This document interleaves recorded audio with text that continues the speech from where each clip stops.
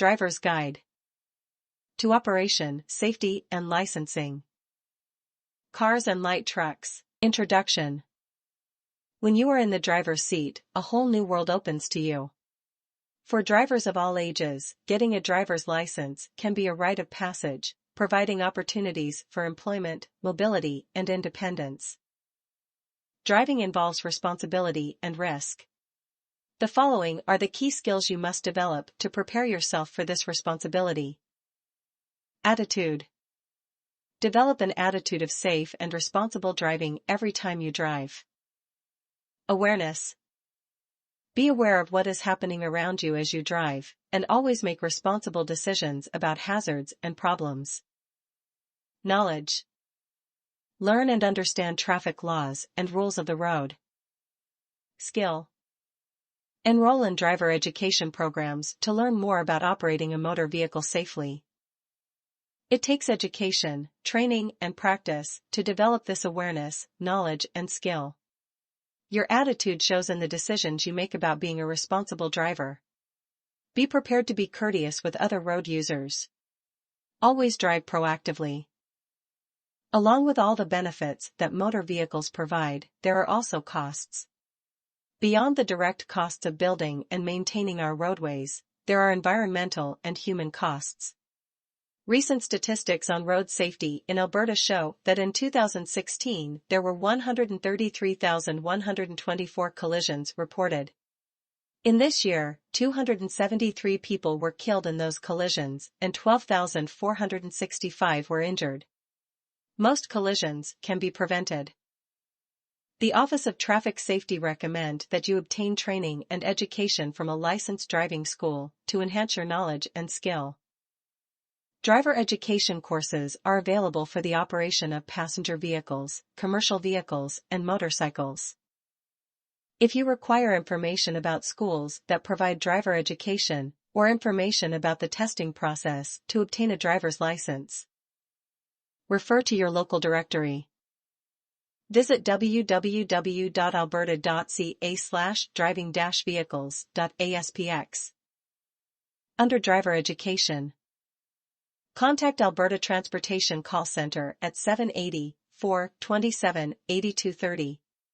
You can reach Alberta government offices toll-free from anywhere in the province by first calling 310-0000. Guides available. The following guides provide information about the safe operation of cars and light trucks, commercial vehicles, and motorcycles, and the licensing of drivers and riders. These guides provide information for all classes of driver's licenses in Alberta, and will help you obtain an Alberta driver's license. Consider keeping the guides in your vehicle as a reference. Driver's Guide to Operation, Safety and Licensing. Cars and Light Trucks.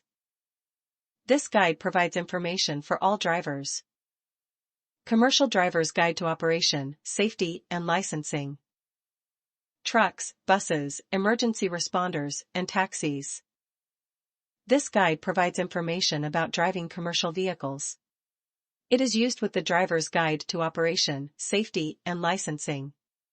Both of these guides should be used when preparing for the knowledge test and when learning to operate trucks, emergency response vehicles, taxis, buses, as well as when handling dangerous goods.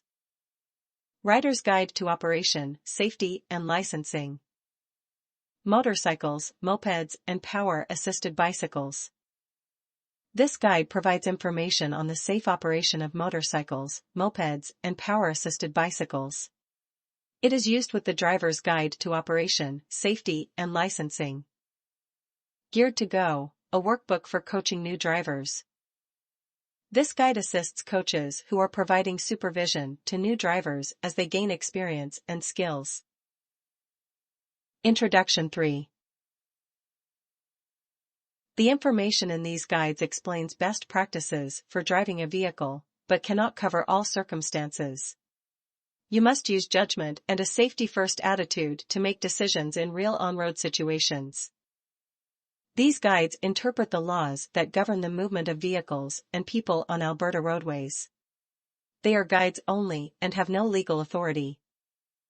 The laws that apply to driving a vehicle can be found in the Traffic Safety Act and its related regulations. These documents are available at www.qp.alberta.ca/laws_online.cfm and Queen's Printer Bookstore Suite 700, Park Plaza, 10611 to 98 Avenue, Edmonton, Alberta, T5K2P7. Tel, 780-427-4952.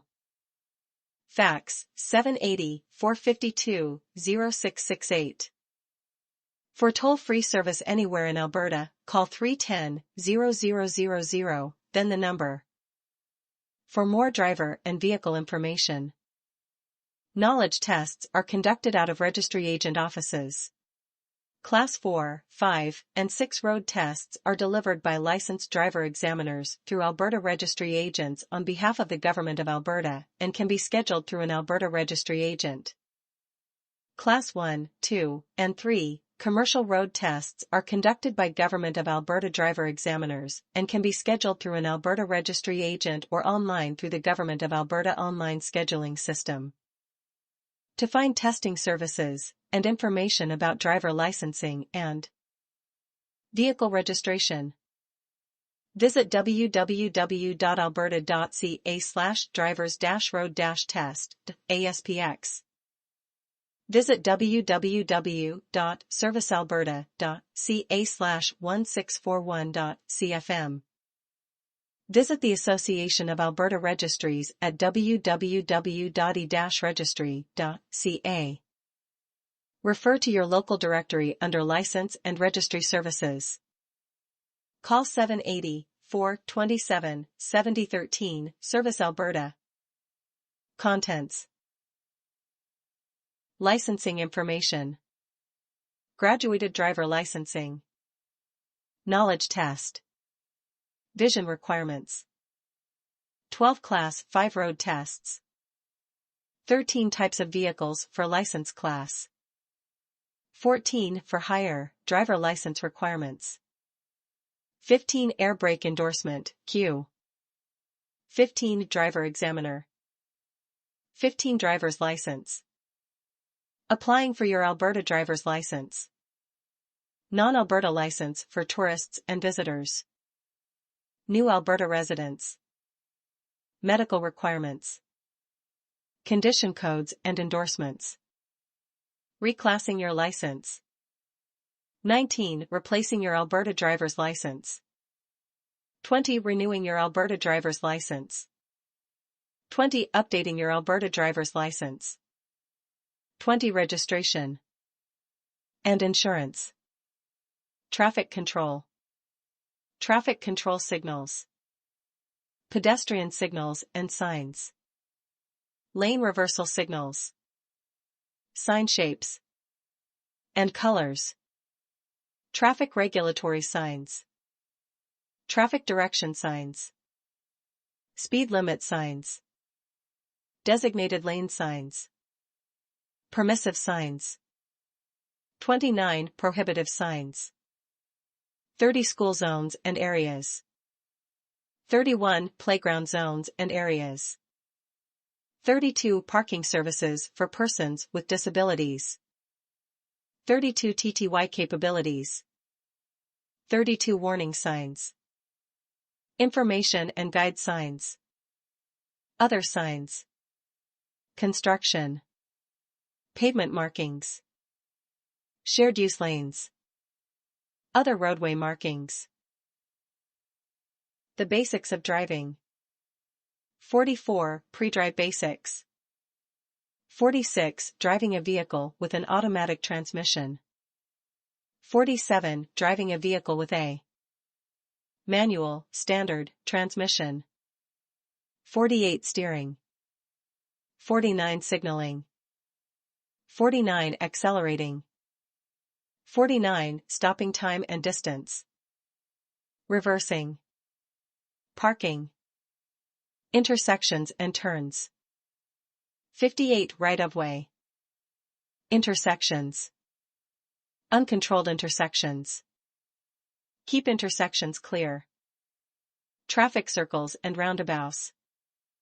63 turning. Turning lanes. U-turns. Highways and freeways. Lane selection and position in your lane. Passing. Emergency. Stopping lane. Entering and exiting a major roadway. Emergency situations and challenging conditions. 78 emergency braking. 78 loss of control. 80 vehicle mechanical problems. 81 challenging conditions. 84 emergency supplies. 84 animals. Collisions. Emergency.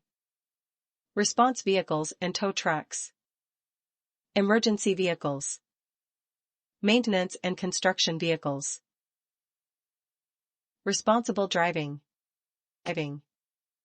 90 proactive driving. 92 securing passengers. Fuel efficiency and helping our environment. Traffic laws. Sharing the road. 98 vulnerable road users. 100 commercial vehicles. 101 log hauling vehicles. 102 school buses. 103 snowplows. 104 railway crossings. 106 vehicles carrying passengers or dangerous goods. 106 light rail transit. 106 off-highway vehicles. 106 funeral processions. Driving within the law. 108 driver fitness. 109 driving responsibly. 112 driving laws. 115 driver's license suspensions and disqualifications. 118 Safe Roads Alberta. 118 Registrar reconsideration process. Towing a trailer. 120 registration and license plate. 120 equipment. 120 towing a trailer. Introduction 7. Notes. Transit. 1. Problems. Licensing information. Graduated driver licensing. Regardless of age, all new drivers are part of the Graduated Driver Licensing (GDL) program. This program ensures new drivers get the support, skills, and experience they need to handle the complex task of driving. GDL improves road safety by creating a safe and controlled environment for all new drivers. As a GDL driver, you will hold one of the following driver's license. Stage 1, Class 7, Learner's Driver's License. Stage 2, Class 5 GDL, Probationary License. The following information highlights the key features of the Learner, Stage 1, and Probationary, Stage 2, phases of the Graduated Driver Licensing Program. Stage 1, Learner, Class 7. To obtain a Class 7 Learner's Driver's License you must be 14 years of age or older. Pass a vision screening. Pass a knowledge test on the rules of the road. Have parental consent if you are under 18 years of age. Have valid identification. Learner's conditions. You must hold a learner's driver's license, Class 7, for at least 1 year. You must be accompanied by a fully licensed, non-GDL probationary driver who is 18 years of age or older and is seated next to you. You are not permitted to drive from midnight to 5 a.m. You are not permitted to have more passengers than seat belts. You will be suspended if you accumulate 8 or more demerit points. You must have 0 level of alcohol and drug when driving or riding a motorcycle. Stage 2, GDL Probationary, Class 5 GDL. To become a probationary driver you must hold your Class 7 driver's license for a year. This time will be extended if you receive a suspension of your driving privileges. Be 16 years of age or older. Pass the basic Alberta Class 5 road test. Probationary conditions. You must be a probationary driver for a minimum of 2 years. You must have no more passengers than seat belts. You will be suspended if you accumulate 8 or more demerit points. You must have a 0 alcohol level when driving. You are not able to reclass your license to a commercial driver's license, classes 1, 2, 3, or 4. You cannot serve as an accompanying driver to a learner. Stage 3, full, non-GDL driver's license, class 5. To become a fully licensed driver you must have been suspension-free for the last 12 months of the probationary stage. Pass the advanced road test. It will take a minimum of 3 years to complete both the learners and probationary stages of the program. Exiting the GDL program. Exiting the GDL program is not mandatory. However, if you do exit from GDL, you will move from a Class 5 GDL to a full Class 5 driver's license. Qualify to reclass to a Class 1, 2, 3, or 4 driver's license. Increase the number of demerits you are allowed. Remove the 0 alcohol and drug tolerance condition. Be able to be an accompanying driver to a learner. To exit the GDL program you must be in the probationary stage for a minimum of 2 years. Be suspension-free for the last 12 months of the 2-year probationary stage. Pass the advanced road test. Knowledge test. To obtain your learner's driver's license, you will need to pass a knowledge test. You can take your knowledge test at most Alberta registry agent offices. The test is based on questions taken from this guide. You will be asked about safe driving practices, driving laws, and road signs. The test is 30 multiple-choice questions, and you must score a minimum of 25 correct responses out of 30 to pass the test. You will do the test on a computer. When you pass the knowledge test, you must take the knowledge test permit you purchased to do the test to a registry agent to ensure your driver's license is updated. The knowledge test permit is not a driver's license. The Class 7 electronic driver knowledge test is available in the following 25 languages: Amharic, Arabic, Chinese, simplified, Chinese, traditional, Cree, Dutch, English, Farsi, French, German, Hindi, Italian, Korean, Oromo, Polish, Portuguese, Punjabi, Russian, Somali, Spanish, Tagalog, Thai, Ukrainian, Urdu.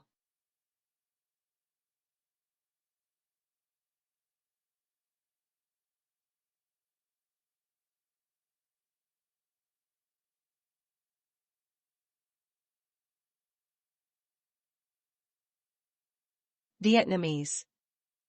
There is a fee for each knowledge test that you take, and you can take only one test per day. Vision requirements. A vision assessment is required before you are eligible to obtain an Alberta driver's license. If you do not meet the vision standards, you will be referred to an optometrist or an ophthalmologist to have a vision referral form completed. If you have corrective glasses or contact lenses, bring them with you for your vision assessment. Class 5 road tests. Class 5 is the most commonly held driver's license, allowing drivers to operate cars and other light vehicles. The basic road test. Passing the basic road test allows GDL drivers to move from a Class 7 learner to a Class 5 GDL driver's license. This test determines whether a learner has developed the driving skills necessary like safe vehicle handling, judgment and knowledge of the rules of the road. To become a Class 5 GDL probationary driver. When you pass the basic road test, you must take the road test permit you purchased to do the test to a registry agent to ensure your driver's license is updated. The road test permit is not a driver's license. During the probationary stage, you will have a minimum of 2 years to further develop the skills necessary to take the advanced road test and exit the GDL program. This road test is approximately 30 minutes. This will include the driver examiner's pre-test instructions and summary of your results. You will be required to demonstrate the ability to operate your vehicle safely without supervision while interacting with other road users. The vehicle for your road test must be in acceptable working condition and must have the following: a valid license plate and insurance, headlights, brake lights and signal lights, horn, database, speedometer, brakes/park brake, unobstructed windshield/wipers. Tires are in good condition. Driver and passenger doors. Vehicle seats/seat belts. Exhaust system/muffler. Mirrors. Enough fuel for a road test. The test will include identifying and operating your vehicle's controls. This includes handling the vehicle, steering, braking, and speed control. Selecting the proper lane for turns. Observing and obeying speed zones. Determining right-of-way at intersections and while changing lanes. Demonstrating knowledge and skill at intersections with and without sign and signal controls. Interacting with other road users in a non-obstructive manner. Parking, perpendicular, uphill or downhill parking, and parallel. Drivers over 65 are not required to complete a parallel park. For more information, please see Preparing for Your Road Test on Alberta Transportation's website. The Advanced Road Test. The Advanced Road Test determines whether a probationary driver has gained the necessary advanced driving skills and experience under challenging conditions to become a fully licensed driver. You will need to pass this test to exit the graduated licensing program and be a full Class 5, non-GDL, driver. This road test is approximately 60 minutes, including your driver examiner's pre-test instructions and summary of your results. The advanced road test will also include a variety of intersection types, including uncontrolled T intersections, high-speed roadways of 80 to 100 km per hour, merging on the highway with acceleration and deceleration lanes, high-volume traffic areas, parking and angle or perpendicular park. The advanced test does include a parallel and hill park. Some common reasons for not passing the road tests: exceeding the minimum number of points for errors. Regardless of the number of points for errors, the following are some of the reasons for automatic failure: exceeding the speed limit or driving too fast for the conditions, failing to stop completely before proceeding through an intersection controlled by a stop sign, or before turning right on a red light, failing to yield the right-of-way at an intersection or during a lane change, obstructing traffic by driving too slowly or stopping unnecessarily, climbing over the curb while parking, or being unable to park legally in 3 attempts, failing to slow or observe adequately at uncontrolled intersections. You must be prepared to yield to drivers to your right. When you pass a road test, you must take the road test permit you purchased to do the test to a registry agent to ensure your driver's license is updated. The road test permit is not a driver's license. Types of vehicles for license class. Class 7, GDL. A person 14 years of age or older may apply for a learner's driver's license. A parent or guardian must give consent on the application if the person applying is under 18 years of age. For learning and while accompanied by a full licensed driver, the holder of a Class 7 driver's license may operate the following: a vehicle or vehicle-trailer combination that the holder of a Class 5 driver's license may operate. A motorcycle must be 16 years of age or older when learning with a supervisor who holds a Class 6 non-GDL license. A moped. Class 5 GDL. The minimum licensing age is 16 years. Anyone under the age of 18 years applying for a driver's license must have parental or guardian consent. The holder of a Class 5 GDL driver's license may operate the following: a vehicle or vehicle trailer combination that the holder of a Class 5 driver's license may operate.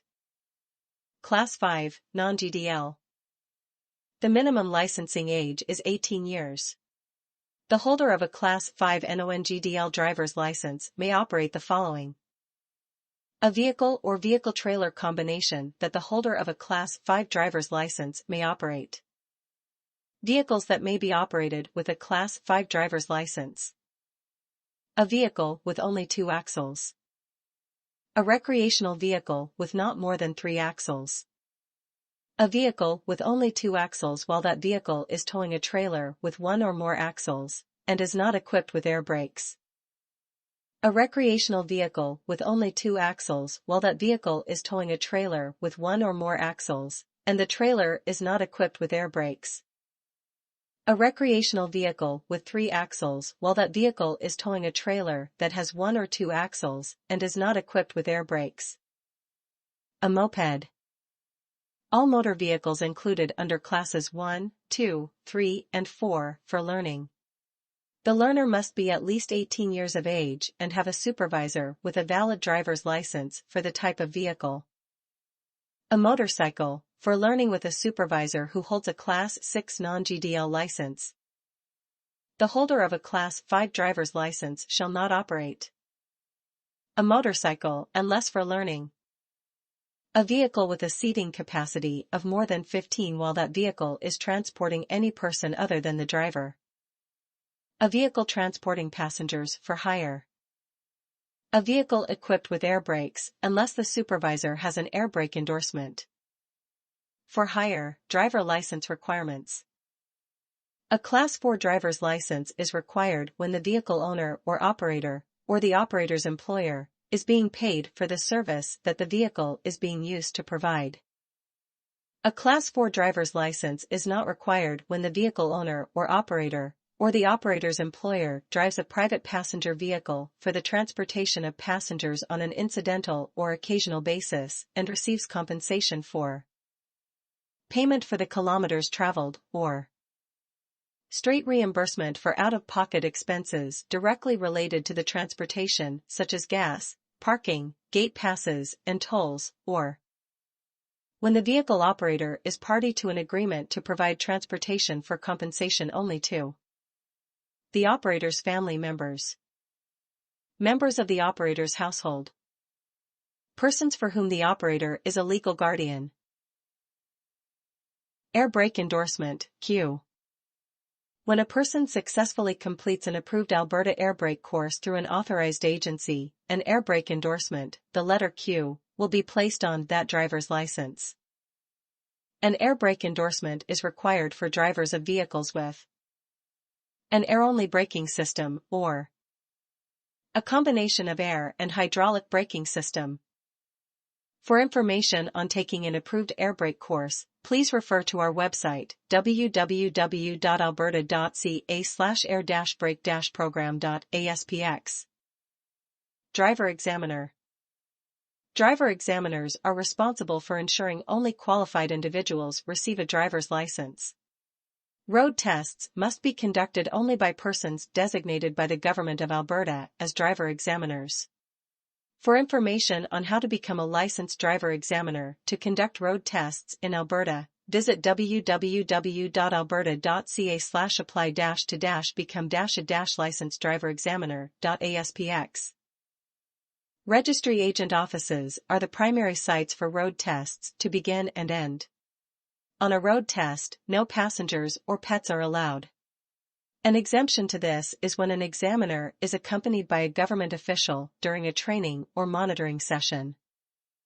Class 4, 5, and 6 road tests are delivered by licensed driver examiners through Alberta registry agents on behalf of the Government of Alberta.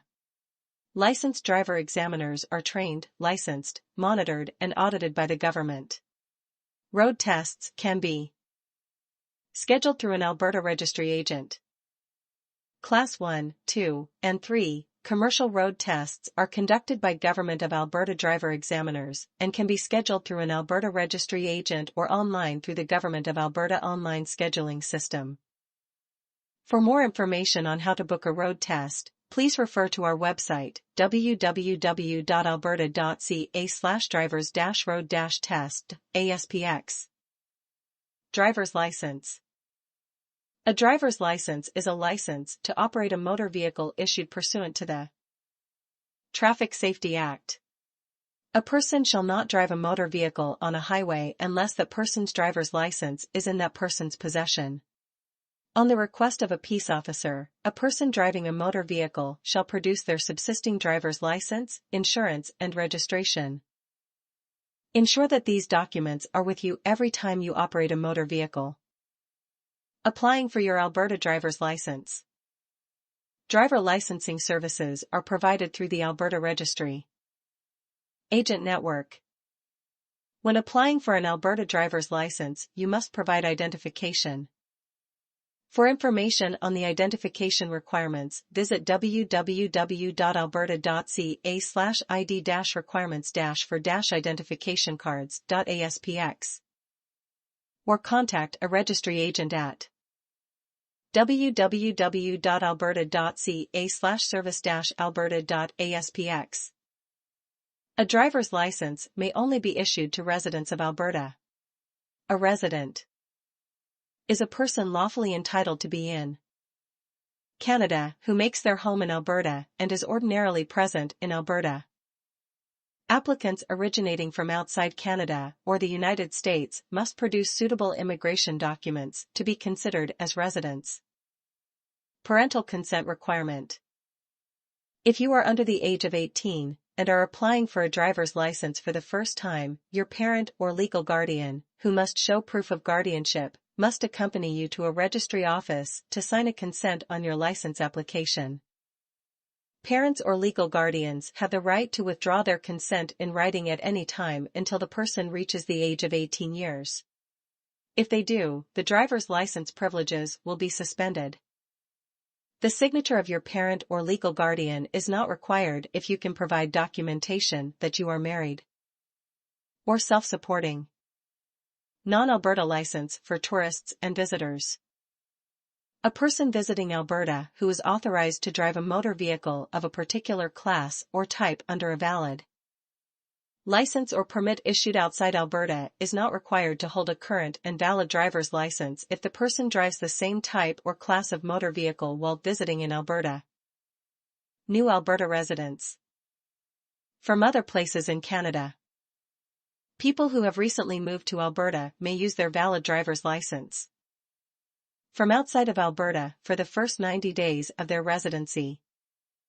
They must apply for an Alberta driver's license and give their old license to an Alberta registry agent office within those 90 days. It is illegal to hold more than one driver's license. Depending on the class of license, driver's license equivalency restrictions may apply to individuals exchanging a driver's license from another jurisdiction within Canada.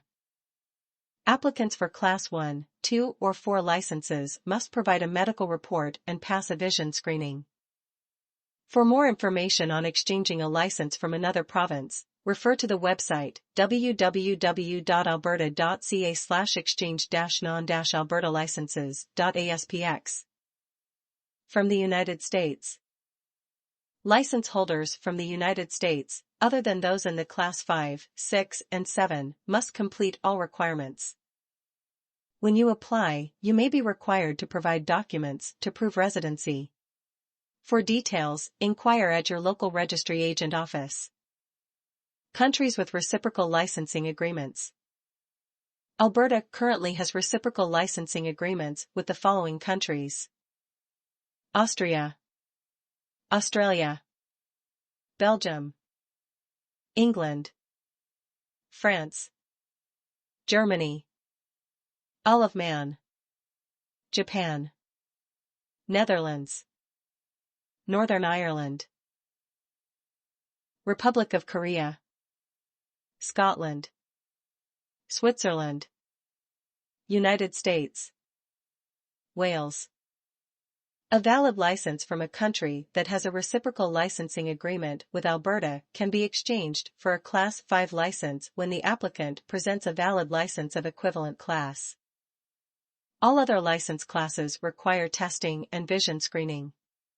The applicants must disclose all medical conditions and physical disabilities that may affect their ability to safely operate a motor vehicle.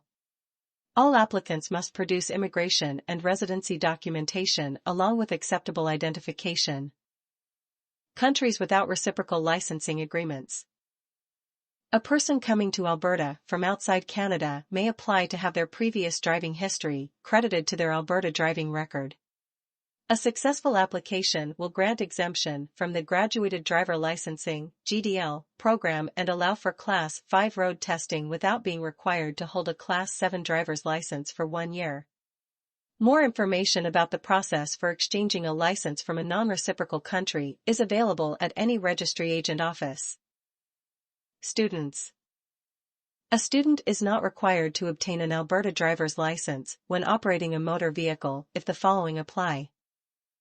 The student is authorized to operate a motor vehicle of the same type or class by the laws of the jurisdiction in which the student ordinarily resides. The documents required by the laws of the jurisdiction where the student ordinarily resides are carried by the student or are in the vehicle. The student must carry proof showing that he or she is a full-time student in this province. Medical requirements. It is your responsibility and legal obligation to disclose any medical or physical condition that may interfere with the safe operation of a motor vehicle. If you have a medical or physical condition, you will be required to provide a completed medical examination for motor vehicle operators form. Medical examination forms can be obtained from an Alberta Registry Agent office, your doctor or a nurse practitioner. Your doctor or a nurse practitioner must complete this form.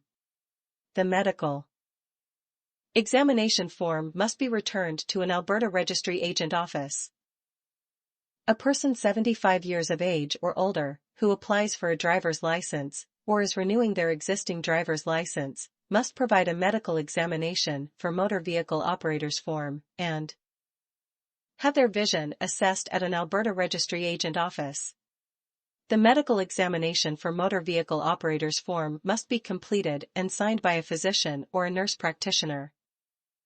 You may be requested to provide a medical report, regardless of your age, to determine your medical fitness to operate a motor vehicle. The basic road test may be requested for any driver if there are concerns about their medical fitness. Driver license classes 1, 2, or 4. A person who applies for, or renews, a Class 1, 2, or 4 driver's license must provide a completed medical examination for motor vehicle operators form. This will be required every 5 years to age 45, then every 2 years until the age of 65, and annually thereafter. Condition codes and endorsements. Condition codes. A condition code may be added to a person's driver's license to ensure that person meets the requirements to operate a motor vehicle. For example, all drivers must meet specific vision requirements to operate a vehicle. If you require glasses or contact lenses to improve your vision to these specific standards, you will have a condition code placed on your driver's license indicating this requirement. Also, a person can be required to have a medical examination by a doctor or a nurse practitioner periodically to be allowed to drive, and this will be indicated on the driver's license. In more extreme situations, a change in a person's situation can make it impossible for him or her to safely operate a vehicle. These situations are not common, but do mean that the person is not able to be licensed to operate a vehicle. Endorsement codes. An endorsement code on a driver's license shows that the person has had specific education or training, like completing a novice driver education course or a course specific to operating a school bus. An endorsement may also indicate that the person is permitted to drive a vehicle that has a specific feature, like a vehicle with air brakes. Each condition or endorsement has a letter code attached to it and may be shown on the driver's license. Conditions and endorsements specific to you are placed on the front of the license, in the con/end section. Some of the condition codes and endorsements have an explanation on the back of the driver's license. Asterisk do not appear on the driver's license. Reclassing your license. When reclassing your driver's license, excluding Class 7 to Class 5, you must present proof that you have completed a knowledge test and vision test through a registry agent office. Reclassing your driver's license from your current class to a Class 1, 2, or 4 license will also require a medical report. See the Medical Requirements section for more information. A fee is charged for each knowledge test, road test, and for the final license reclassification service. For information knowledge test fee, visit www.alberta.ca/drivers-knowledge-test.aspx. For information on road test fee, visit www.alberta.ca/drivers-road-test.aspx. Driving with the wrong license class is against the law. It is an offense for vehicle owners to allow their vehicle to be used by someone who does not have the proper class of license for that vehicle. Replacing your Alberta driver's license. If your driver's license is lost, stolen, destroyed, or is unreadable, you must apply for a replacement immediately at a registry agent office. If your driver's license is stolen, you must report it to the police and provide a copy of the police report to the registry agent when you apply for your replacement. All services for your driver's license must be done in person. Renewing your Alberta driver's license. The Government of Alberta has stopped mailing out reminders about driver's licenses and vehicle registration. Albertans with disabilities will continue to receive reminders in the mail. Albertans can sign up for electronic reminders by visiting eRegistry or MyAlberta and signing up for free reminders. It is your responsibility to renew your driver's license on or before the expiry date. Updating your Alberta driver's license. To change the information, such as your name, address, or license class, on your driver's license, visit an Alberta registry agent office. The law requires that you have the correct information, such as a name or address change, on your driver's license. You may be required to provide proper identification before any change, replacement, or renewal can be made. To replace, renew, or update your Alberta driver's license, contact a registry agent by visiting www.servicealberta.gov.ab.ca/find-a-registryagent.cfm. Registration and insurance. Registration. Motor vehicles and trailers traveling on Alberta roadways must be registered. Registration certificates cannot be issued to anyone under the age of 18 years, unless the application for registration is also signed by a parent or guardian. A parent or guardian has the right to withdraw consent in writing during this time. If consent is withdrawn, the license plate and vehicle registration will be suspended. The signature of your parent or guardian is not required if you can prove you are married or self-supporting. In Alberta, license plates remain with the owner of the vehicle and are not transferable to another person. A vehicle owner must register his or her vehicle within 3 months of moving to Alberta. Insurance requirements. All motor vehicles must be insured with a public liability insurance policy as outlined in the Alberta Insurance Act. It is illegal to operate an uninsured motor vehicle. Your insurance company issues a financial responsibility card, pink card, which must be presented when registering a vehicle and when requested by a peace officer. 2. Traffic control. Traffic control signals. Traffic control signals are lights that use the colors green, yellow and red to control the flow of traffic at intersections or where roadways merge. The color of the light determines which stream of traffic has the right of way. The traffic control signal may be vertical or horizontal. Left turn at red light unless a sign prohibits the turn. The only left turn permitted at a red light is onto a one-way street from a one-way street. This turn is only permitted after the vehicle is brought to a complete stop before the stop line or crosswalk, and if the turn can be made safely after yielding to other traffic. Solid yellow light. Solid red light. Drivers facing a traffic control signal displaying a solid red light must bring their vehicles to a complete stop before the stop line or crosswalk that is directly in front of the vehicle. If there is no stop line or crosswalk, drivers must stop before the intersection. Vehicles must remain stopped at the red light until it turns green, unless safely turning right after stopping. A solid double red light has the same meaning as a single red light.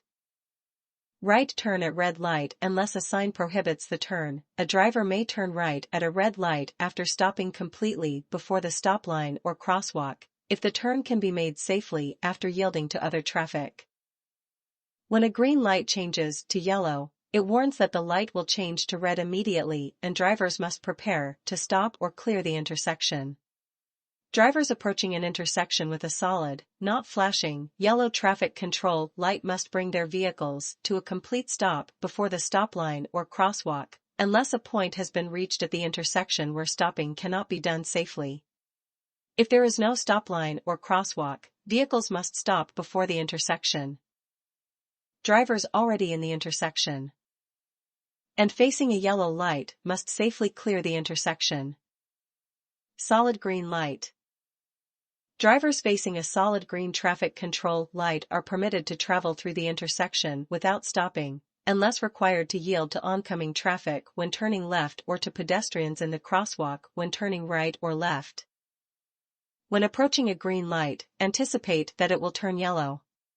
A stale green light means the light has been green for a while and will turn yellow soon. A good tip is to check the pedestrian walk light at the intersection. If it shows the walk symbol, the light will stay green. If it shows the don't walk symbol, be ready to stop. If the traffic light does change, the driver must stop before the intersection if it can be done safely. Green arrow with green light. Drivers facing a traffic control light with a green arrow and solid green traffic control light may enter the intersection and proceed without yielding in the direction indicated by the arrow. Drivers facing the green light may also proceed in the other directions when it is safe and legal. Green arrow with red light. Drivers facing a traffic control light with a green arrow and a red control light may enter the intersection and proceed without stopping only in the direction indicated by the arrow. Flashing red light. Drivers facing a flashing red traffic control light must stop before the stop line or crosswalk. If there is no stop line or crosswalk, drivers must stop before the intersection. Drivers should proceed only when it is safe and after yielding the right-of-way. The flashing red light is treated like a stop sign. When the lights in all directions are flashing red, the intersection becomes a four-way stop. Flashing yellow light. Drivers facing a flashing yellow traffic control light may proceed with caution after yielding to pedestrians and other vehicles within the intersection. Flashing green light. Drivers facing a flashing green traffic control light are permitted to go through, turn left or turn right without stopping. Opposing traffic will be facing a red light, however a driver must still yield to pedestrians or other vehicles lawfully. In the intersection. Pedestrian signals and signs. Drivers must understand pedestrian control lights so they can anticipate the actions of those sharing the road. Pedestrians facing a traffic control signal where a word or symbol indicating walk is displayed may enter the crosswalk or roadway when it is safe and proceed in that direction. A pedestrian facing a traffic signal where a word or symbol indicates don't walk must not enter the crosswalk or roadway. Pedestrians who have begun crossing when the word or symbol appears may continue crossing and clear the crosswalk. Some pedestrian signals include a countdown timer to show how much time remains before the light changes. Yellow lights on a sign with a symbol indicate that caution is required because of school zones or areas, playground zones or areas, school crossings, and pedestrian crossings. When the yellow lights are flashing, the driver must reduce speed to a maximum of 30 km per hour and yield or stop for pedestrians. Lane reversal signals. Lane reversal signals are used to control the direction of traffic on specific lanes of a roadway. A common use of this control is reversible lanes that change the flow of traffic during different times of the day. The signals over one or more lanes change between a red X and a green arrow. Solid red X. When a red X is displayed over a driving lane, the driver does not enter or remain in that lane. This signal indicates that the lane is being used by oncoming traffic. Move safely into a lane with a green arrow. Downward pointing green arrow. At intersections with traffic control signals, but without pedestrian walk and don't walk signals, pedestrians must obey the rules for the color of light they are facing. Solid red light, do not enter the intersection. Solid yellow light, clear the intersection if already crossing, or do not enter the intersection. Solid green light, proceed across the road within any marked or unmarked crosswalk. Pedestrians should check for vehicles before starting to cross. A driver facing the downward pointing green arrow is permitted to travel in that lane. Action or activity within circle is permitted. Green circle on white background. Square shape. Regulatory message such as speed limit. Regulatory message on white background. Rectangle shape. Vehicle moving from red X lane to green arrow lane. Sign shapes and colors. The word or symbol on traffic regulation signs tell the driver what can or cannot be done at a specific location or time, and provide information. The shape and color will vary depending on the type of message. Traffic regulation signs include those that show right-of-way and road access that is permitted or prohibited. They also show control of speed, turns, direction of travel, passing, traffic lanes, parking, and crosswalks. Action or activity within the circle is not permitted. Red circle and slash on white background. Square shape. Indicates school zone, /area, or school crosswalk. Fluorescent yellow-green background. Pentagon shape. Indicates lane control. White message on black background. Square shape. Provides construction area information. Information or picture on orange background. Diamond shape. Provides information such as distance to destination. White message on green background. Rectangle shape. Yield. Yield the right-of-way to traffic not facing the sign and to all pedestrians waiting to cross and within the crosswalk. Or intersection. Indicates place for fuel, food, lodging, or assistance. White message on brown background. Square shape. White message on blue background. Square shape. Wrong way. Indicates traffic is moving in an oncoming direction. Indicates caution or warning of hazard displayed on sign. Do not enter. Black lettering on yellow background. Diamond shape. Railway crossing. Traffic regulatory signs. Stop. Come to a complete stop and do not proceed until safe. Traffic direction signs. Proceed in direction of arrow only. Speed limit signs. Speed limits do not indicate the maximum speed drivers should travel. They are the maximum speed permitted when conditions are ideal. Any speed that is unsafe for the current conditions is illegal, unless otherwise posted. Two-way traffic. Divider ahead, keep right. 100 kilometers per hour is the maximum speed limit on a provincial highway located outside an urban area. 80 kilometers per hour is the maximum speed limit on a provincial highway located inside a corporate limit of a city. 80 kilometers per hour is the maximum speed limit on a roadway that is located outside an urban area.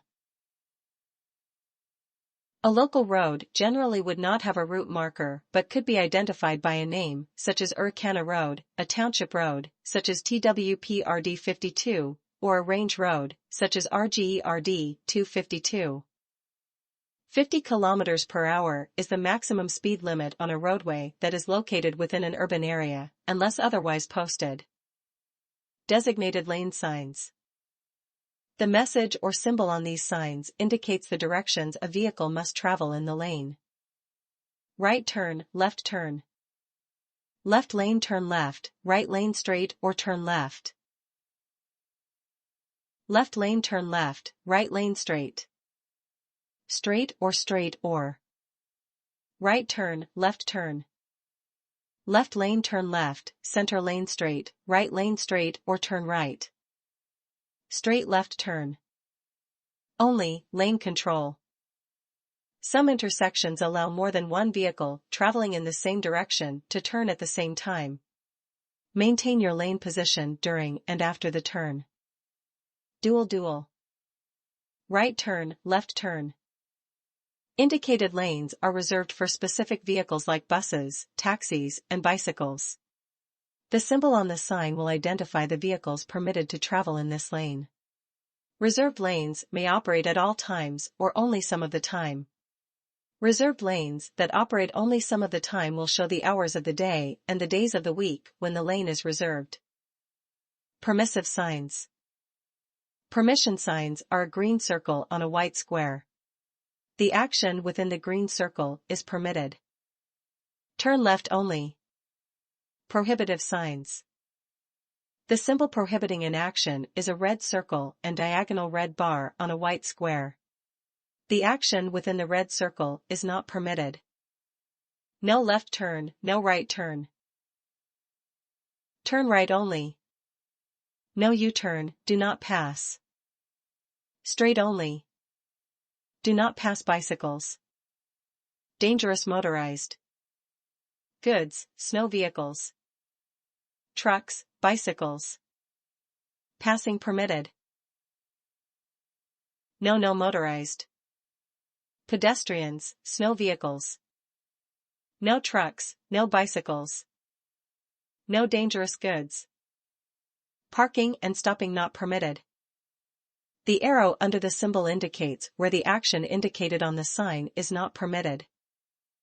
No parking on the days and times shown. No stopping on the days and times shown. School zones and areas. School zone. When you approach a school sign, with a maximum speed posted with it, you are entering a school zone. You must not exceed the posted speed when the zone is in effect.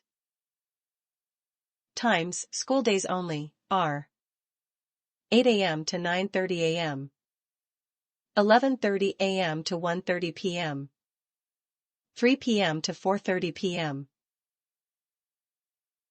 These hours may vary for different towns and cities according to municipal bylaws. If a municipality does establish times different from these, the times will be posted beneath the school sign. You are not permitted to pass or attempt to pass another vehicle traveling in the same direction within a school zone, when the zone is in effect. The speed limit for both urban and rural school zones is 30 km per hour unless otherwise posted. School zone ends. A school zone ends where a traffic sign indicates a higher maximum speed, or the end of the school zone. School area.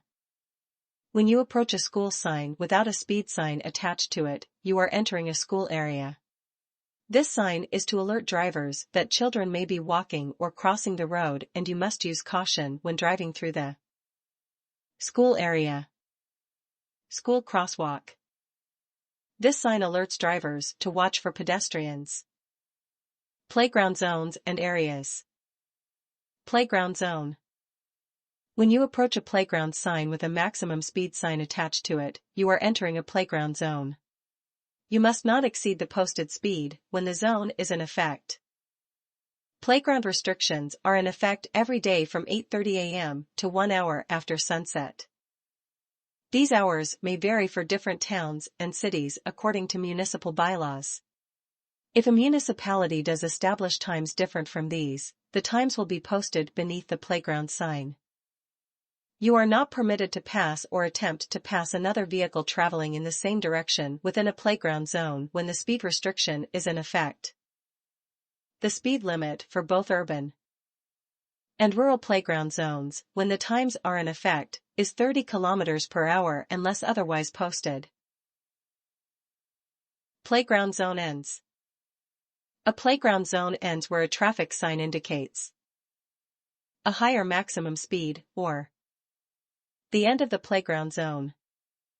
Playground area. When you approach a playground sign without a speed limit sign attached to it, you are entering a playground area.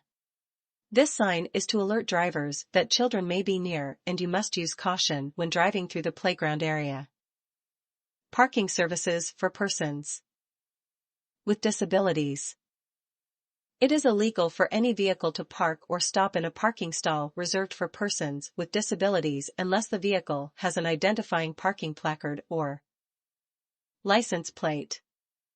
The application for a parking placard for persons with disabilities can be found at www.alberta.ca/get-parking-placard-people-disabilities.aspx or by contacting a registry agent or family doctor. TTY capabilities. This sign indicates pay phones that have a TTY, teletypewriter, that assists people who are hearing or speech impaired to use telephone networks. Warning signs. Warning signs give drivers advance notice of actions required, or potentially hazardous conditions on or near a road. Some of these signs warn of a traffic regulation, such as stop or yield, features or physical conditions of the road, hazards that may require a driver to respond.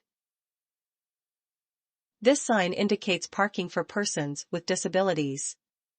These parking spaces ensure that persons with disabilities have safe access to goods and services. Traffic regulations: turn or curve ahead, stop ahead, yield ahead, sharp turn right, curves right. Traffic control signals ahead, school bus stop ahead, sharp turn left, road curves left. Stop at traffic lights ahead when yellow lights flashing. Road turns left/right, winding road. This warning sign is placed in advance of some intersections with traffic control signals. When the yellow lights are flashing, drivers approaching the intersection must prepare to stop because the traffic control signal light will be turning from green to yellow or yellow to red, or is currently red. Recommended maximum speed through this curve under ideal driving conditions. Crossings ahead. T intersection, T intersection. Pedestrian crossing, animal crossing. Moose crossing, bicycle crossing. School crosswalk, motorized snow vehicles crossing.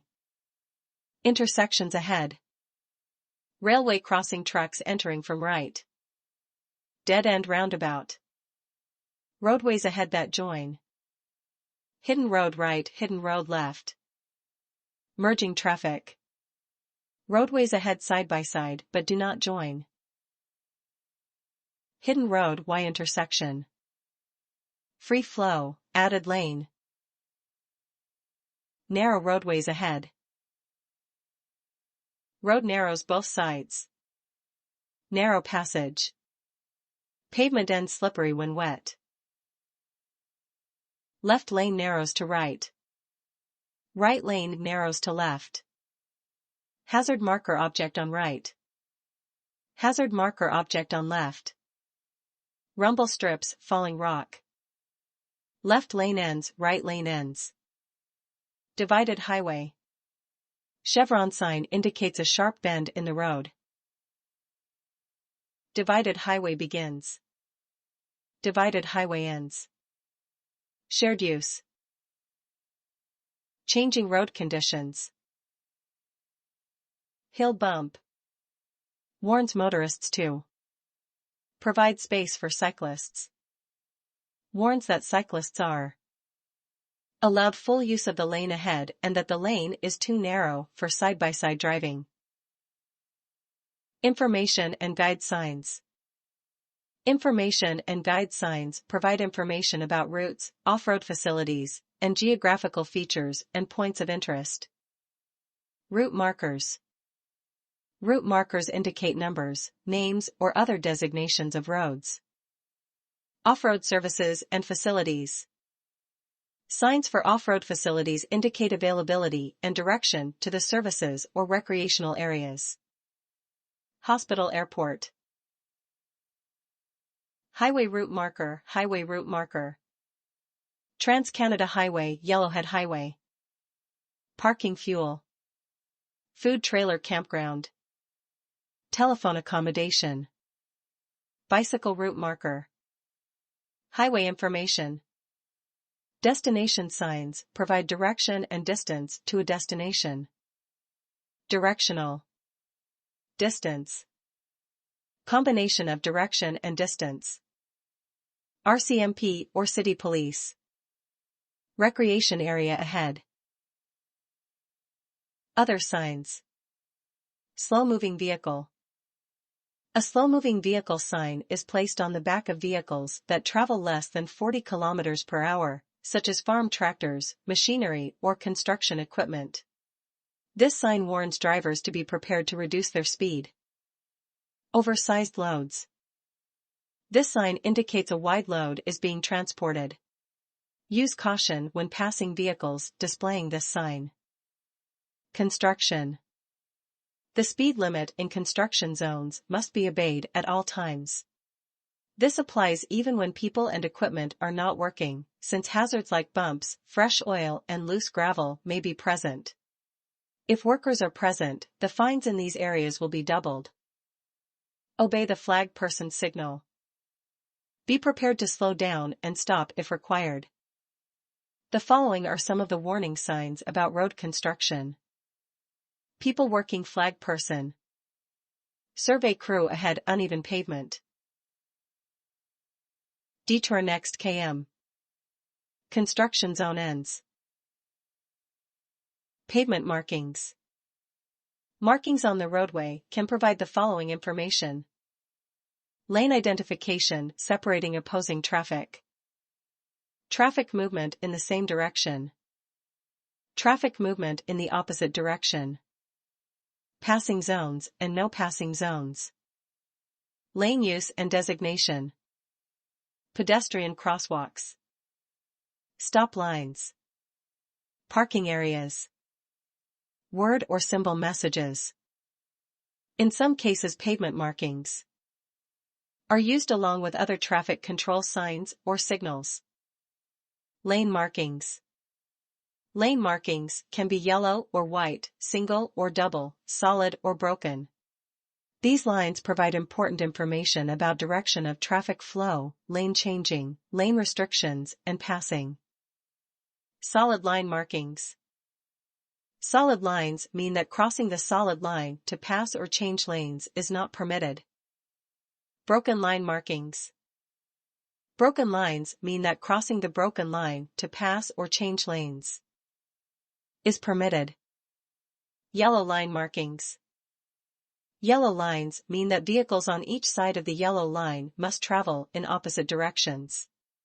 A yellow line should always be on the driver's left side. White line markings. White lines mean that vehicles on each side of the white line are traveling in the same direction. Symbols. Symbols may be used on the pavement to supplement standard signs or by themselves to warn drivers, or to regulate or guide traffic. These markings include arrows. Arrows indicate the vehicle movements permitted in a lane. Diamond markings. Diamond markings indicate that a lane is reserved for specific vehicles. There may also be signs that will indicate time or vehicle restrictions. Shared use lanes. X markings. X markings on rural highways indicate the approach to a railway crossing. An advanced warning sign will also indicate the approach to a railway crossing. Reserved bicycle lane ahead. Bicycle lanes are painted in the curb lane of the road with bicycle-shaped stencils and street signage. Bicycle lanes can also be positioned beside a row of parking spots. Vehicles are not allowed to drive in the bicycle lanes except when needing to turn or enter/exit a parking spot. The bicycle lane paint line is usually dashed near corners to indicate that it is permitted to enter the bicycle lane to turn right. Be very careful and watch for bicycles when entering the bicycle lane when turning. Bicycle lane markings. Painted island. Painted islands indicate that this area is not to be used for travel by any road users. Motorists can cross painted islands for the purpose of entering or leaving a driveway, alleyway, or private drive. Do not park or stop in this area. This lane is reserved for cyclists. It is separated from traffic and parking by solid white lines and is marked with an image of a bicycle and diamond. The image of a bicycle, capped by a pair of arrows, guides cyclists and reminds drivers to expect cyclists in the same travel lane. Other roadway markings. Crosswalks. Crosswalk lines mark pedestrian crosswalks. Crosswalks also exist at intersections even when they are unmarked, unless a sign indicates no crossing. Stop lines indicate where vehicles must stop at intersections or railway crossings. Drivers should not stop in a no-stopping zone because they may interfere with other vehicles that are turning from one roadway to another. This is usually where large vehicles need extra room to turn. Notes. Transit. 3. The basics of driving. Pre-drive basics. Walk around your vehicle before entering to check for children, pedestrians, and anything in your vehicle's path. Check your tires for proper inflation, as well as around and under your vehicle for fluid leaks and other problems that may affect the safe operation of your vehicle. When you are doing this while parked along a roadway, walk in a direction that allows you to see traffic coming toward you in the lane next to you. After you have completed this check, you will be ready to take your place in the driver's seat and prepare yourself for safe driving. Before driving, do the following basic habits in this order. Lock your doors. Adjust your seat and seat back. Adjust your head restraint. Adjust your inside and outside rear view mirrors. Fasten your seat belt. Lock your doors. Lock your doors to prevent unwanted persons from opening your door or entering your vehicle. Locking the doors also reduces the possibility of the doors opening if you are involved in a collision. Adjust your seat and seat back. Adjust your seat and seat back support properly so that you are at least 25 centimeters, 10 inches, away from the steering wheel. This is the distance recommended by Transport Canada. Be sure you can see over the steering wheel. Many vehicles have a steering wheel that can be tilted or moved back and forth. Find a position that is comfortable for you and that does not block your view of the instrument panel. Your elbows should be slightly bent when your hands are properly positioned on the steering wheel. Placing your left hand at about the 9 o'clock position and your right hand at about the 3 o'clock position is recommended. See steering in this chapter for more information. As well, your position must allow you to operate the brake pedal and the accelerator.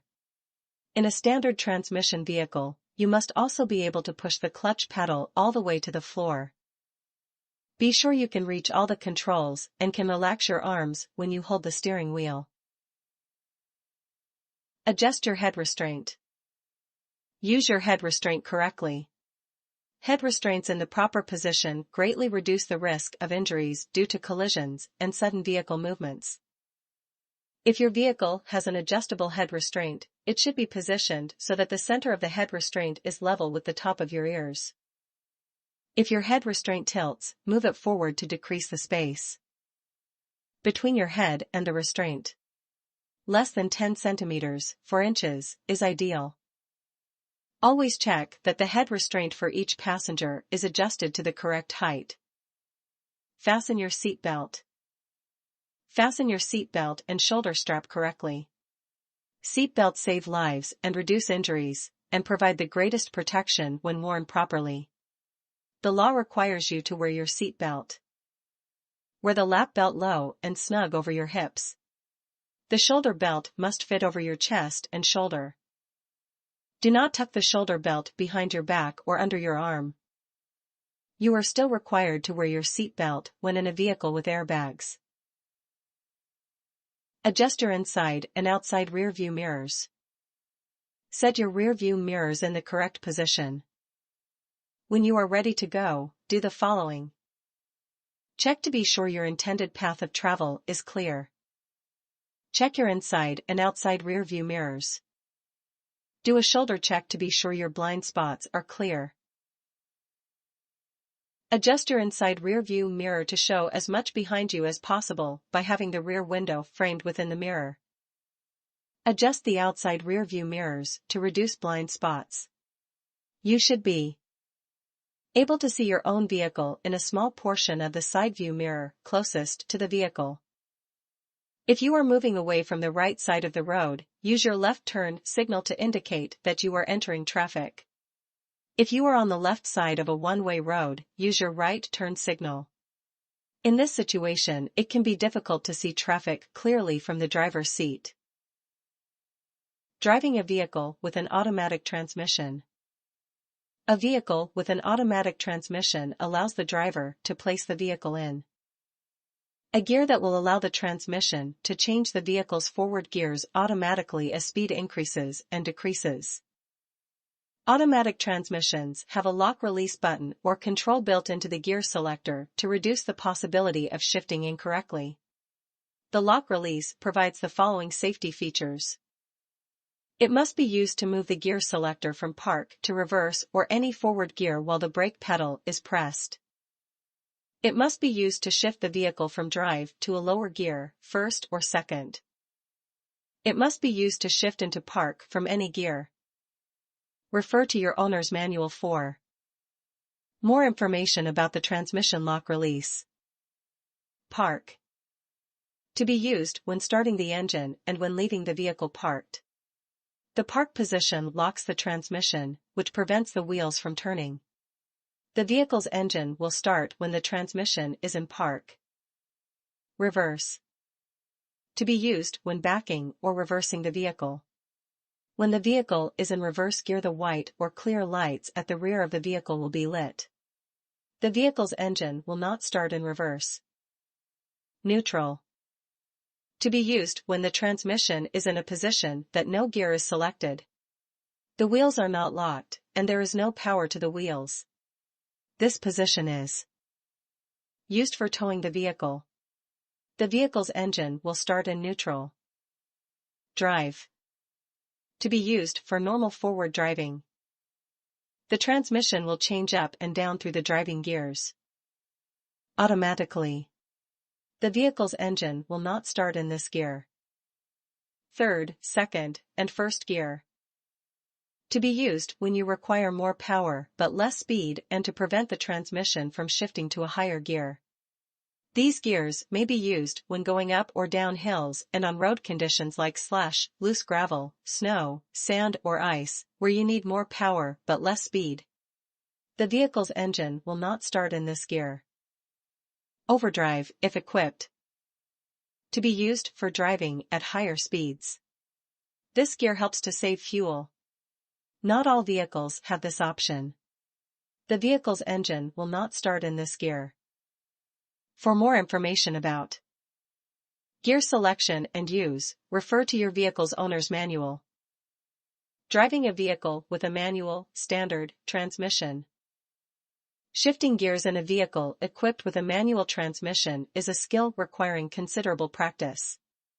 You must operate a clutch pedal with your left foot while using a gear shift lever with the right hand to manually select the desired gear. When the clutch pedal is pressed down, the connection between the transmission and the wheels is disengaged. This prevents the transfer of engine power to the wheels. It is while the clutch pedal is pressed down that the driver changes gears. The clutch pedal is used to connect and disconnect the vehicle's engine and transmission.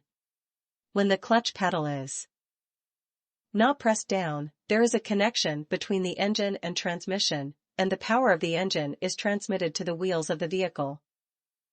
When starting the engine of a vehicle equipped with a manual transmission, the gear shift lever should be in the neutral position and the clutch pedal should be pressed down completely.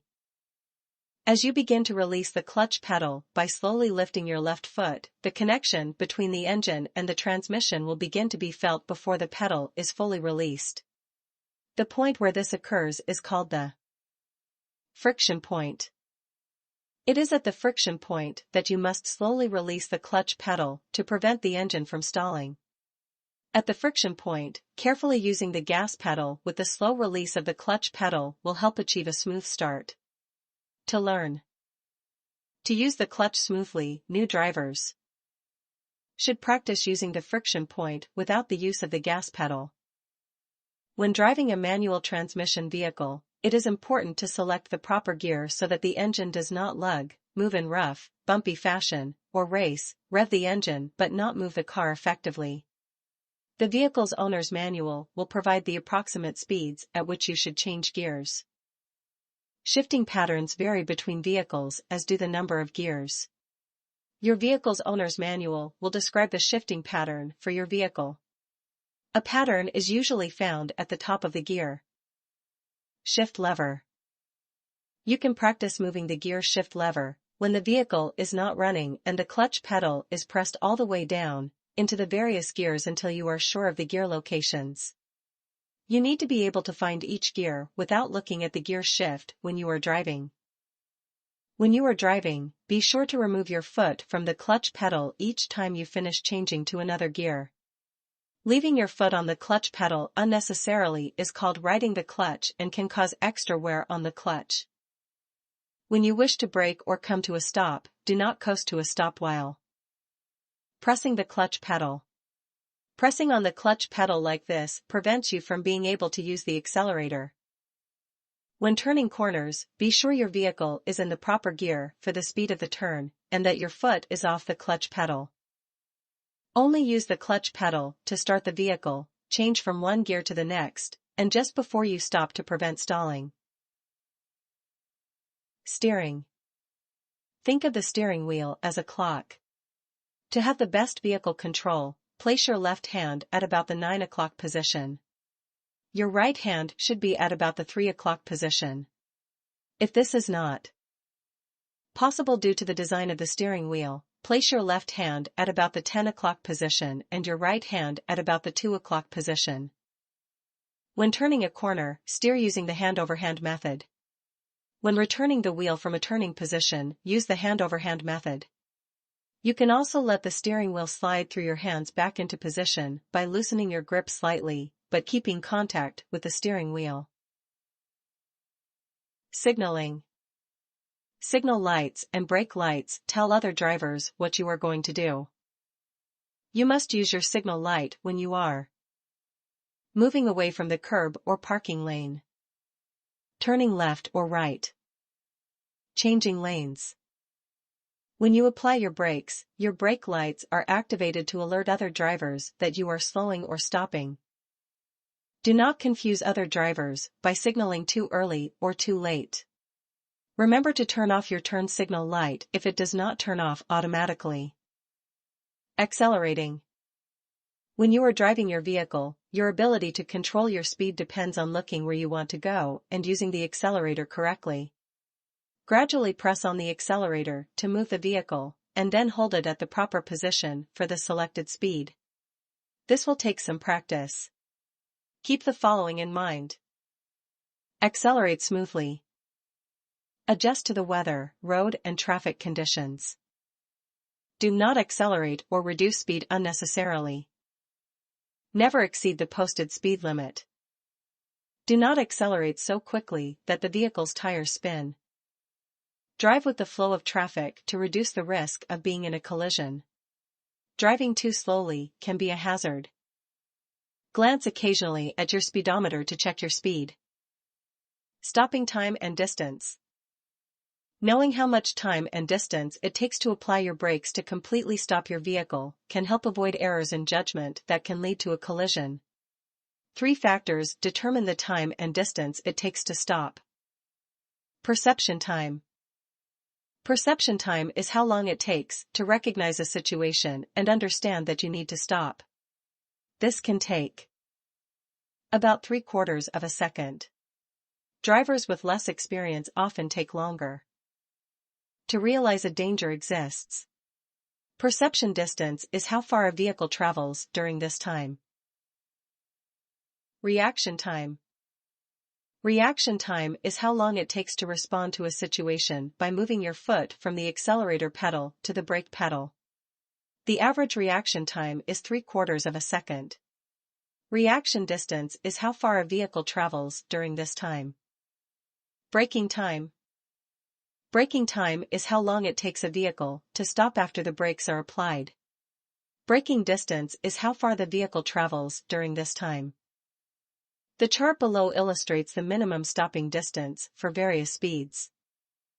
The stopping distances are averages for stopping on smooth, dry pavement. Many factors affect your stopping time and distance.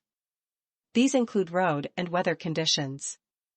Some factors you can control are your visual search skills as you scan the roadway ahead, your decision-making ability, your alertness and level of fatigue, your use of alcohol or other drugs, your vehicle's speed, the condition of your vehicle's brakes and tires. Braking. When stopping, begin braking early. If you brake too late, your braking distance may not be sufficient. Release pressure on the accelerator before applying the brake to reduce your speed. To finish braking smoothly, release pressure on the brake pedal slightly and then reapply pressure on the pedal just before you come to a stop. If you must stop quickly, use threshold braking.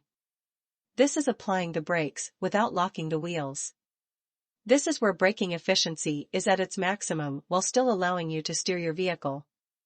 If the wheels lock, release your pressure on the brake pedal slightly. Applying the brakes hard enough to lock the wheels will cause a loss of steering control. For vehicles with anti-lock brakes (ABS), see information in Chapter 6 under Emergency Braking. Reversing. All reversing must be done at a crawl or slow walking speed. Before reversing, look behind the vehicle and only drive in reverse when your path is clear of traffic, pedestrians, and obstacles. Before reversing out of a driveway, walk around the vehicle and check for possible dangers behind the vehicle. To reverse in a straight line, do the following. Place your left hand at the top of the steering wheel and shift slightly onto your right hip. For support, place your right hand on the back of the passenger seat. Look over your right shoulder through the rear window. Reverse slowly while covering your brake pedal. Glance to the front to be sure that the front of the vehicle does not contact anything. To correct your steering, turn the steering wheel no more than a quarter turn in the same direction that you want the rear of your vehicle to go. When reversing to the left or right, do the following. Use both hands on the steering wheel at about 9 and 3 o'clock if you need to turn more than 1/2 turn. To reverse to the left, look over your left shoulder with frequent glances to the front. To reverse to the right, look over your right shoulder with frequent glances to the front. Turn the steering wheel in the direction you want the rear of the vehicle to go. Other tips for reversing. When reversing out of a driveway, steer your vehicle into the nearest traffic lane and then go forward. Do not reverse into a second traffic lane. It is illegal to move your vehicle in reverse into an intersection or a crosswalk. If you see white reverse lights on a vehicle, be aware that it may move backwards. These lights show that the vehicle is in reverse gear. Parking. Parking requires good control of the vehicle, accurate judgment, and steering skill. The next 3 sections will explain different types of parking. Parallel parking. This type of parking may seem difficult at first and will require practice. To park in a space between 2 vehicles at the right side curb, follow the steps illustrated. Note the position of the front tires, in red. When you are leaving a parallel park position with a vehicle parked in front of you, do the following. Check all mirrors to see if it is safe to leave the parking location. Reverse while looking over your right shoulder through your rear window until you are close to the vehicle parked behind you, without making contact. Turn on the left turn signal. Before moving forward, look over your left shoulder for traffic and cyclists not visible in the mirrors. Move forward slowly about 1 meter, 3 feet, while steering sharply all the way to the left. When it is safe, drive into the nearest travel lane, taking care not to make contact with the vehicle parked in front. Be alert for traffic approaching from the rear. Entering and exiting a vehicle parked parallel to the curb on a 2-way street. When leaving a vehicle parked parallel to the curb, check all mirrors carefully for any traffic or cyclists approaching from behind. Do a shoulder check to your blind spots to the left. When it is safe, open the door no wider than necessary to get out and leave the vehicle quickly. Walk to the rear of the vehicle facing traffic to get to the curb. When entering a vehicle parked parallel to the curb, always approach from the front of the vehicle. Look for traffic passing in the nearest lane before you open the door. Open the door no wider than necessary to get in and close the door quickly behind you. Angle parking. Angle parking is most often used in parking lots. The spaces may be on an angle of approximately 45 degrees to the traffic lane. The following steps should be used to enter an angle parking space on the right. Turn on your right turn signal and reduce your speed. Drive parallel to the curb and remain about 1.5 meters, 5 feet, away from the rear of the parked vehicle. When you can see along the left side of the vehicle parked to the right of the vacant parking space, steer sharply to the right. Look through the center of your stall while moving your vehicle slowly ahead. Your vehicle should be centered in the space. At about the midpoint of the parking space, straighten your wheels and continue to move forward slowly. Check the left front bumper and the right rear bumper of your vehicle, making sure they are not too close to the parked vehicles on either side. Keep moving slowly forward until the front wheel makes light contact with the curb or is within 50 centimeters, 20 inches, of the curb. When leaving an angle parking space, reverse carefully and slowly. Be sure there is nothing behind your vehicle. Reversing can be hazardous because it is difficult to see traffic as you move out of the space. Yield the right-of-way as you back out and look carefully behind your vehicle. Move slowly and be prepared to stop if necessary. If the vehicle on your right is longer than your vehicle, stop when the rear of your vehicle is even with the rear of the longer vehicle. Check for traffic and pedestrians. Continue reversing straight until you can see past the parked vehicle. When your front bumper clears the rear of the vehicle to your left, turn the steering wheel sharply to the right. Continue reversing into the first lane behind the parked vehicle. Stop when your vehicle is parallel with the curb. Drive ahead in your present lane. Watch for other vehicles moving out of angle parking stalls in front of you. Perpendicular parking. Perpendicular parking, spaces at a 90-degree angle to the curb, to the right, can be difficult. As you approach your parking space, keep about 2 meters, 6 feet, between your vehicle and the rear of the vehicle parked to your right. Travel very slowly. When your front bumper is even with the left side of the vehicle parked to the right of your intended space, look through the vacant space. While you are driving very slowly, turn your wheels quickly all the way to the right. Check the left front corner and the right side of your vehicle as you enter the parking space to be sure you do not contact any parked vehicles. look through the vacant space, and drive in slowly. Be sure your vehicle is centered and completely in the stall. Entering a 90-degree angle parking stall in a parking lot on the left is easier than on the right because you have more room to achieve the proper angle. Be sure to check for oncoming traffic before you cross the oncoming traffic lane. Look through the center of your stall as you turn and enter it. This is similar to turning left onto another roadway. Only enter a perpendicular or angle parking stall to your left when you are in a parking lot. Hill parking. The following information applies to parking on the right side of the road. When parking facing uphill on a street with a curb, turn the front wheels to the left, toward the center of the road.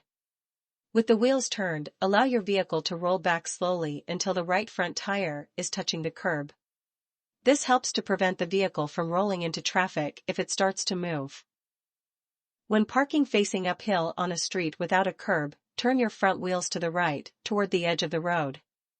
By doing this, if the vehicle starts to move, it will go off the road and not into traffic. When parking facing downhill, always turn your front wheels to the right. If there is a curb, allow your vehicle to roll to the point where your right front tire is making contact with it. With the tires turned to the right, if the vehicle starts moving, it will go off the road and not into traffic. To prevent a parked vehicle from rolling down a hill, always set your park brake and place your transmission in park, for an automatic transmission, or low gear, for a manual transmission. When parking on the left side of the road, turn the front wheels in the opposite direction. Do not park here.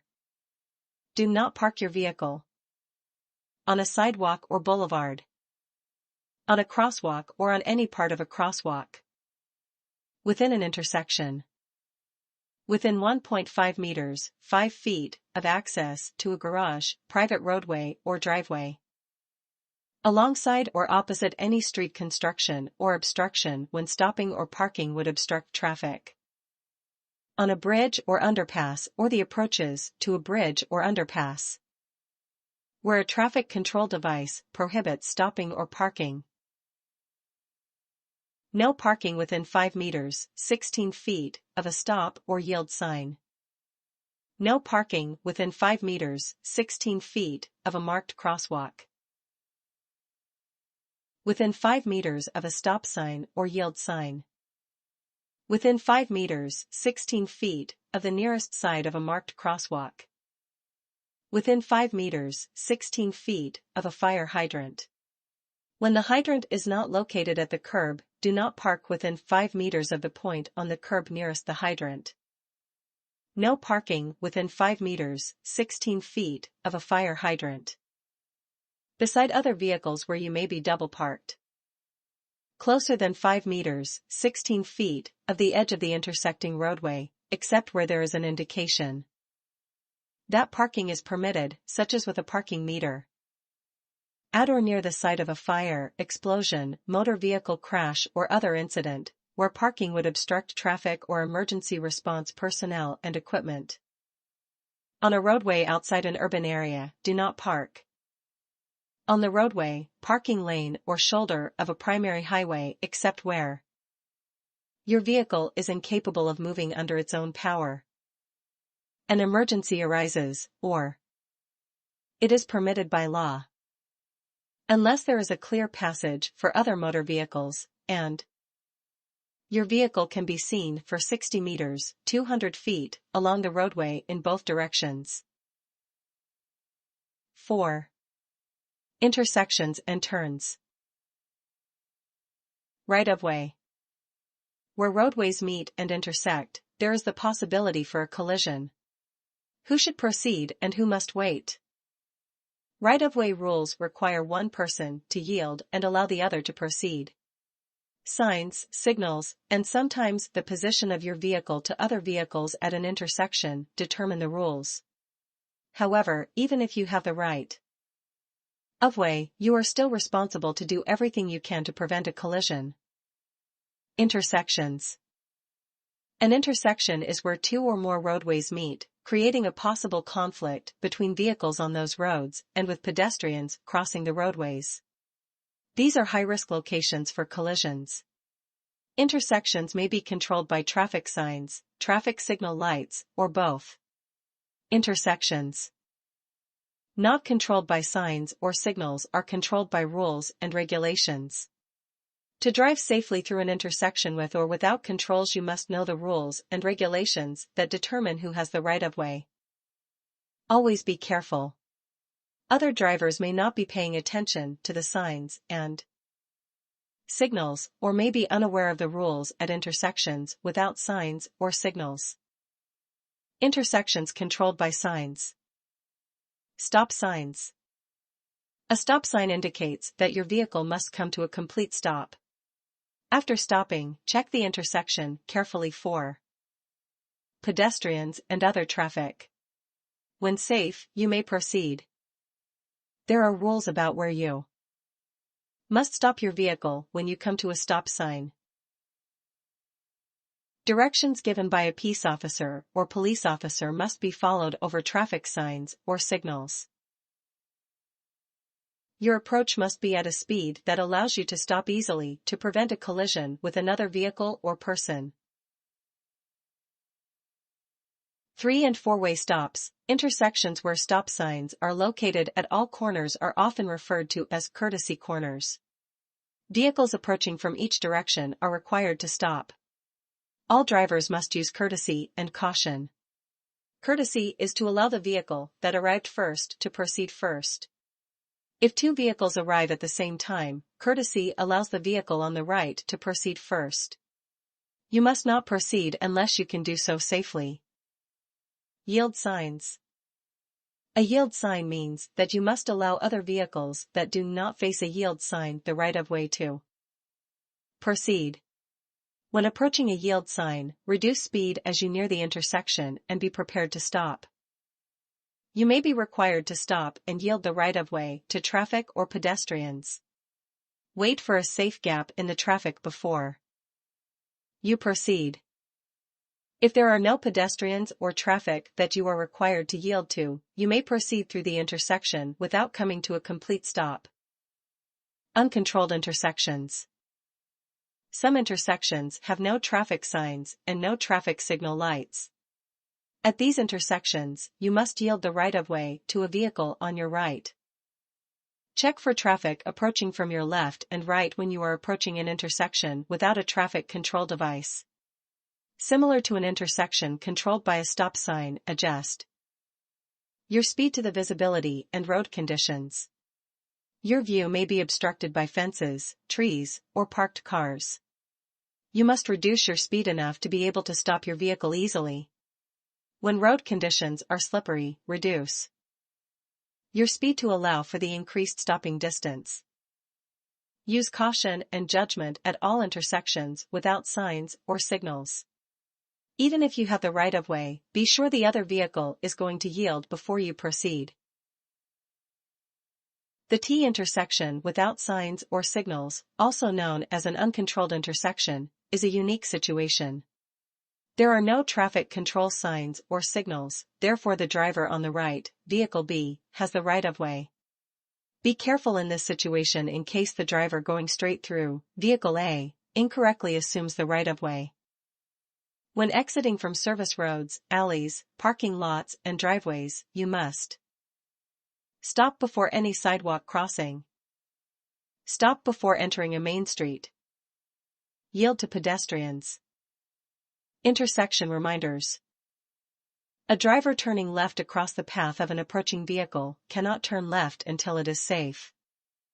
Parking lots have intersections without signs or signals, and the right-of-way rules apply. All intersections have crosswalks that may be marked or unmarked, and you must not pass another vehicle that has stopped for a pedestrian. Keep intersections clear. Do not enter an intersection until you are able to clear it completely.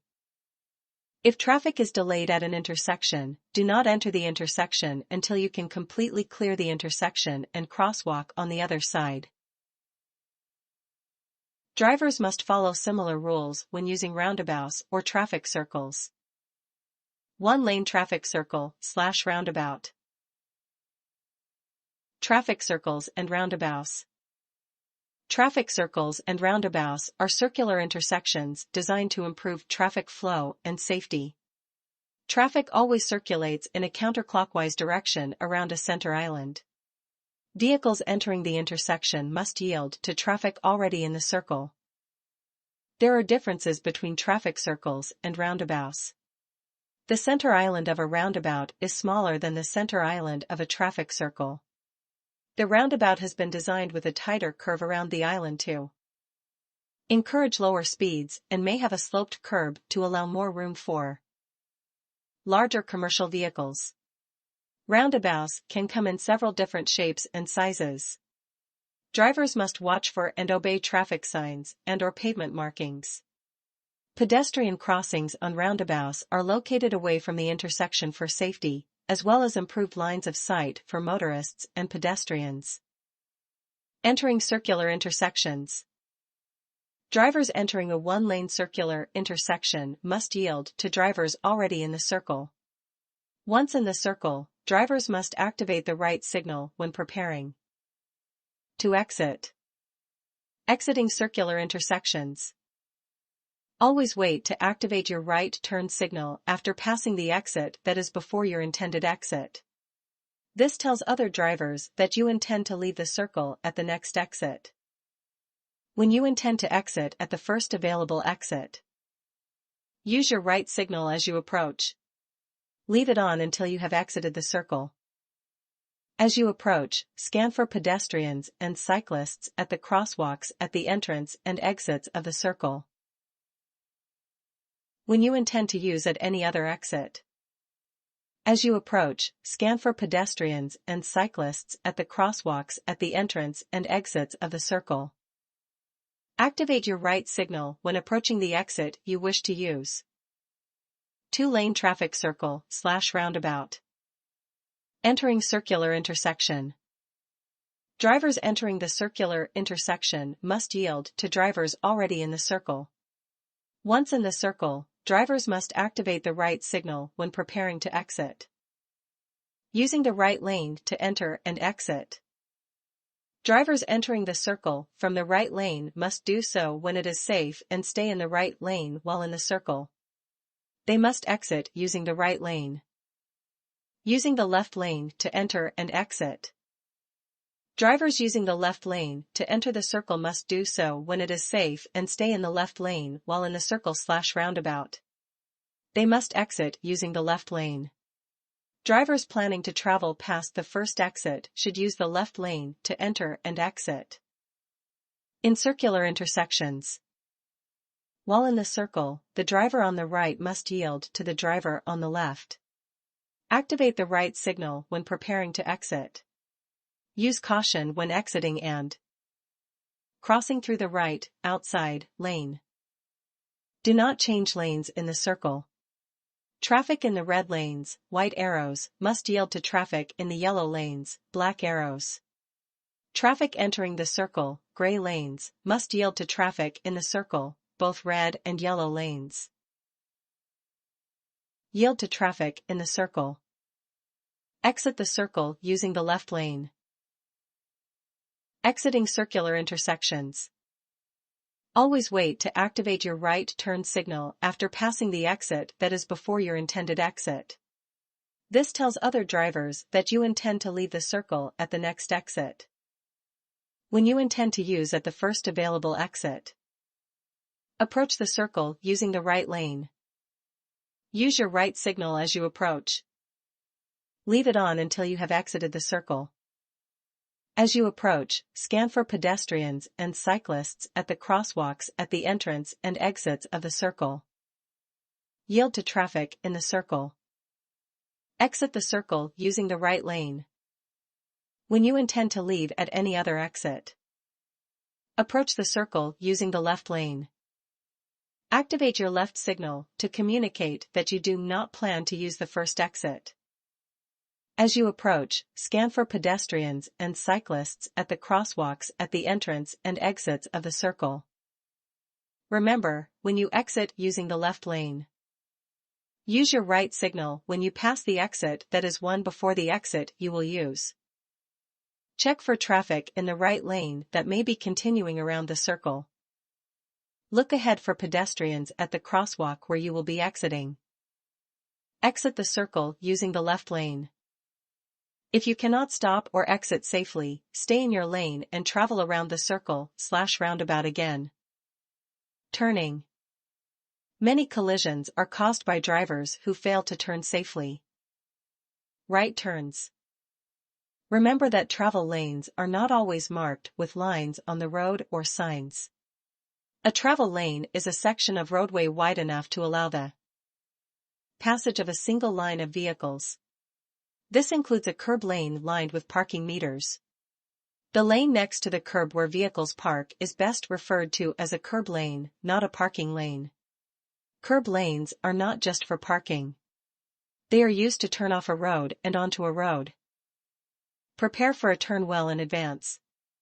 If you are not in the proper turning lane, check your rear view and outside mirrors and do a shoulder check. Signal and change lanes when it is safe. You should be in your proper turning lane at least 15 meters, 50 feet, before the intersection. Be sure you yield the right-of-way to pedestrians and traffic on the cross street. Before you begin to turn, check the street you are turning onto to decide if there is room to turn into the curb lane. Check over your right shoulder for cyclists and pedestrians approaching the intersections. When turning right from a two-way road onto another two-way road, stay centered in your turning lane, and no more than 1 meter, 3 feet, from the curb or edge of the road. Stay approximately this distance as you approach the intersection, while turning, and as you leave the intersection. Remember the following when turning. Yield to pedestrians crossing in the crosswalk. Do not enter the crosswalk to turn until pedestrians are safely out of the intersection. Do not turn wide and occupy 2 lanes when turning. Unless prohibited by a sign, you may turn right on a red light after you come to a complete stop at the proper stopping point, stop line or crosswalk. Left turns. Poor judgment of time and space when turning left is one of the leading causes of crashes. Left turns can be dangerous because there can be traffic approaching from more than one direction and your vehicle will be crossing the lanes of the oncoming traffic. Prepare well in advance. You should be in your proper turning lane at least 15 meters, 50 feet, before the intersection. When turning from a two-way road onto another two-way road with a single left turn lane, drive into the lane to the right side of the yellow line. Remain behind the crosswalk if there is only room for one vehicle ahead of you in your lane in the intersection. Enter the intersection if it is legal to do so when the vehicle ahead of you clears the intersection. If you must stop in the intersection prior to completing a left turn, stay to the right of the yellow line and keep your front wheels pointed straight ahead. This will prevent you from being pushed into oncoming traffic if you are hit from behind. Check the crosswalk of the road you are turning onto for pedestrians and cyclists. Look well along your intended path. When it is safe, turn the vehicle left at the intersection. Complete the turn by driving to the right side of the yellow line of the road you have entered. Do not turn wide and occupy 2 lanes when turning. Before turning left off a 2-lane highway, do a shoulder check to the left to be sure you are not being passed by another vehicle on your left. Turning lanes. Some lanes are designated as turning lanes. As you approach an intersection, always check the signs and pavement markings. Make sure you are in the correct lane to turn or go straight ahead. Dual lane turns. When turning right or left where dual lane turns are indicated by pavement markings or signs, approach the intersection in one of the marked lanes and turn into the corresponding lane. Dual lane turns can only be made where indicated. Never swing wide or change lanes in dual lane turn intersections as another vehicle could be turning beside you. Watch the vehicle turning beside you, as it may swing wide into your lane. Unless prohibited by a sign, at a dual right turn intersection, you may turn right on a red light after you come to a complete stop at the proper stopping point, stop line or crosswalk. After completing a turn, dual turn lanes may converge into one lane. The driver in the lane that ends must change to the available lane by following the proper steps for a lane change. Two-way left turn lanes. A two-way left turn lane allows vehicles from each direction to turn left using the same lane. Vehicles from both directions share this center lane to turn left. It is permissible to cross the solid yellow line to enter the shared turn lane. Only enter the turning lane close to where you will be turning. Watch for oncoming vehicles in your lane. U-turns. A U-turn is done by turning your vehicle around at an intersection to go in the opposite direction by using oncoming lanes. Reminders for safe turning. Do not do a U-turn unless you can do it safely. U-turns are not permitted. At an intersection controlled by a traffic control signal, traffic lights, unless permitted by a traffic control device. Where a sign prohibits U-turns. In urban areas, U-turns are not permitted. On a roadway between intersections. At an alley intersection.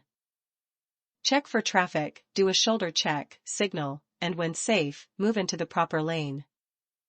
Signal with enough time to provide a reasonable warning to other drivers and pedestrians of your intention. Check oncoming and cross traffic as well as the crosswalk to your left for pedestrians. Watch for both vehicle and pedestrian traffic. At an intersection where one or more of the roadways is an access to a public or private parking lot which the public can access. Outside urban areas, rural, U-turns are not permitted. On a curve. Approach to or near the crest of a hill where the driver of another vehicle cannot see you that is approaching within 150 meters from either direction. Notes. Transit.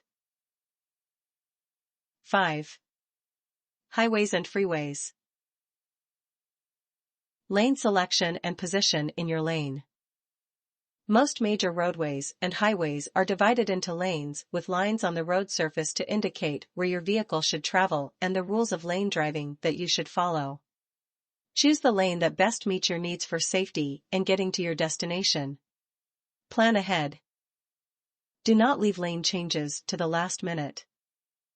When a roadway has been divided into lanes by visible marking lines on the road surface, you should drive in the center of your lane. Blind spots. Your inside and outside rearview mirrors will show you the traffic that is behind your vehicle.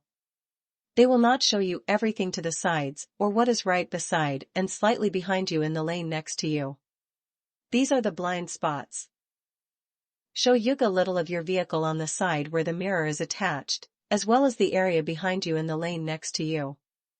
They should be positioned to allow you to see, from your driving position, the horizon in the middle of your mirror, behind you. Be sure your inside and outside rearview mirrors are adjusted properly to minimize blind spots. The following pictures show what can be seen in properly adjusted mirrors.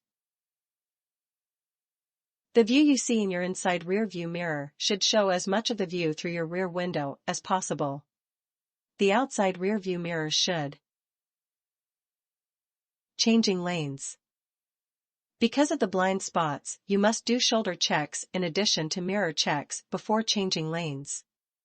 To do a shoulder check properly, quickly glance back over your shoulder through the rear side windows in the direction you intend to move. This allows you to see the area you will not be able to see in your mirrors. If you do not have back seat side windows or a back rear window, you will need to use your outside mirrors with an attached convex mirror. When moving from one lane to another, do the following. Be sure a lane change is allowed. Check for traffic by glancing in your inside and outside rearview mirrors. Check over your shoulder to be sure there is no vehicle or cyclist in your blind spots. Turn on the proper signal light. If safe, change lanes while maintaining your speed as much as possible. Ensure your signal light is turned off. Passing. Passing on a multi-lane highway. On a multi-lane highway, slower traffic should use the travel lane furthest to the right, unless needing the left lane to turn left. This leaves the left lane available for drivers of other vehicles for passing. Passing lanes. A passing lane is a lane added to a highway to allow passing, often in the mountains. Slower vehicles move into the passing lane to the right, permitting other vehicles to pass safely in the left lane. Signs will alert drivers to a passing lane ahead. When approaching the end of the passing lane, drivers in the right lane must merge safely with traffic to the left. Drivers in the left lane must cooperate to let drivers from the right lane merge. Signs are posted to alert drivers that the passing lane is ending. Passing on a two-lane highway. On a two-lane highway, one lane of traffic in each direction, passing another vehicle can be difficult and dangerous. Errors in judgment can result in head-on collisions, and these often cause fatalities. Passing should be done only where it is legal, when it is necessary, and with extreme caution. Before passing another vehicle on a two-lane road, do the following. Pass only where it is permitted. Keep a safe following distance behind the vehicle you intend to pass. Pass vehicles only when there is no oncoming traffic for a safe distance. Check your outside and inside rear-view mirrors. Do a shoulder check to the left to look for vehicles that may be passing you on the left. These vehicles may be in your blind spot. Turn on your left signal light. Before you attempt to pass, check again that there is no oncoming traffic and that you can complete the pass while it is still permitted. It is illegal to exceed the speed limit when passing another vehicle. Once the vehicle you have passed is visible in your inside rear-view mirror, do a shoulder check to the right. Turn on your right signal light. Return to your original lane while maintaining your speed. Ensure your signal light is turned off. When being passed on a two-lane highway, help the driver passing you by staying in your lane. Move to the right side of your lane to give the other driver a better view of the road ahead. When is it illegal to pass another vehicle? Do not pass when oncoming vehicles are too close. If you have any doubts about safely completing the pass, do not attempt to pass. A solid yellow line is on your side of the center line. A sign indicates a no passing zone. You are in a school or playground zone during school or playground zone times. Another vehicle is stopped to allow a pedestrian to cross at a marked or unmarked crosswalk. A school bus has flashing red lights and the stop arm extended indicating the school bus has stopped. It is not the safest choice to pass a school bus that has flashing amber lights, indicating that it is reducing speed, because it may be stopping to allow passengers on and off the school bus. If you do proceed, do it with caution. Emergency stopping lane. The portion of a primary highway that lies between the edge of the roadway and the first lane of travel, sometimes referred to as the shoulder, is for drivers who need to stop due to an urgent situation or because they have problems with their vehicle. Do not drive in the emergency stopping lane of a highway. Do not pass or assist another vehicle to pass you by using this lane. Entering and exiting a major roadway. Merging. Merging is done when two roadways join into one and the traffic on the main roadway must cooperate to allow enough space for vehicles to enter from the merging lane. Neither the merging vehicle nor the vehicles already on the highway have the right-of-way. Merging is a shared responsibility between the vehicles joining the roadway and the vehicles already on the roadway. Avoid reducing your speed abruptly or stopping when merging. This merging lane is designed to allow you to bring your vehicle to the posted speed of the road onto which you are merging. The drivers behind you are expecting you to continue moving ahead. If you slow or stop, your vehicle may be hit from behind. Here are some tips on merging safely. Merging requires that you plan and time your approach to blend smoothly with traffic, without stopping or abruptly reducing your speed. Check the traffic flow on the highway as soon as you can see the lane where you will be merging. Choose your gap in the traffic and begin adjusting your speed if required. Keep glancing at the gap you chose to ensure you are making the speed and timing adjustments necessary to safely merge without affecting traffic. Use your signal light before or when you are on the acceleration lane. Accelerate to the speed of the traffic on the main road. Keep shoulder checking to view the gap and look in your rear-view mirror for vehicles following you. When it is safe and legal, move into the gap after you are past the solid white line of the acceleration lane. Maintain your speed at or near the speed of the other vehicles. Ensure your signal light is turned off. If you are on the main roadway and traffic is merging, move left to the next lane if it is safe. This leaves the right travel lane clear for the merging vehicles to enter. Exiting. Here are some tips on how to exit a major roadway or highway safely. Plan ahead. Be in the proper lane well before you reach your exit. Use your turn signal well in advance of the exit to alert the drivers behind you. Move into the deceleration lane if there is one. If possible, do most of the slowing in the deceleration lane. Some deceleration lanes are short. You may need to start to reduce your speed while still on the highway. When you have exited, ensure your signal light is turned off. If you miss your exit, do not stop. Continue to the next exit and make plans to return to your route. Do not stop and reverse on the highway, the emergency stopping lane or shoulder. Weave zones. On some roadway interchanges, there are places where the highway entrance and exit use the same lane. The entrance and exit can be close together. These areas require caution and cooperation because vehicles share the same lane to slow to exit the highway while other vehicles are using it to increase speed to enter the highway. The area that these vehicles share is called a weave zone. In weave zones, control your speed and the timing of your lane change to merge with other traffic. This requires skillful use of time and space. Use caution in these zones to ensure safe highway exiting and entering for all vehicles. Curves. Curves require special attention. Here are some things to remember about curves. If you need to reduce your speed, do it before entering the curve and stay centered in your lane.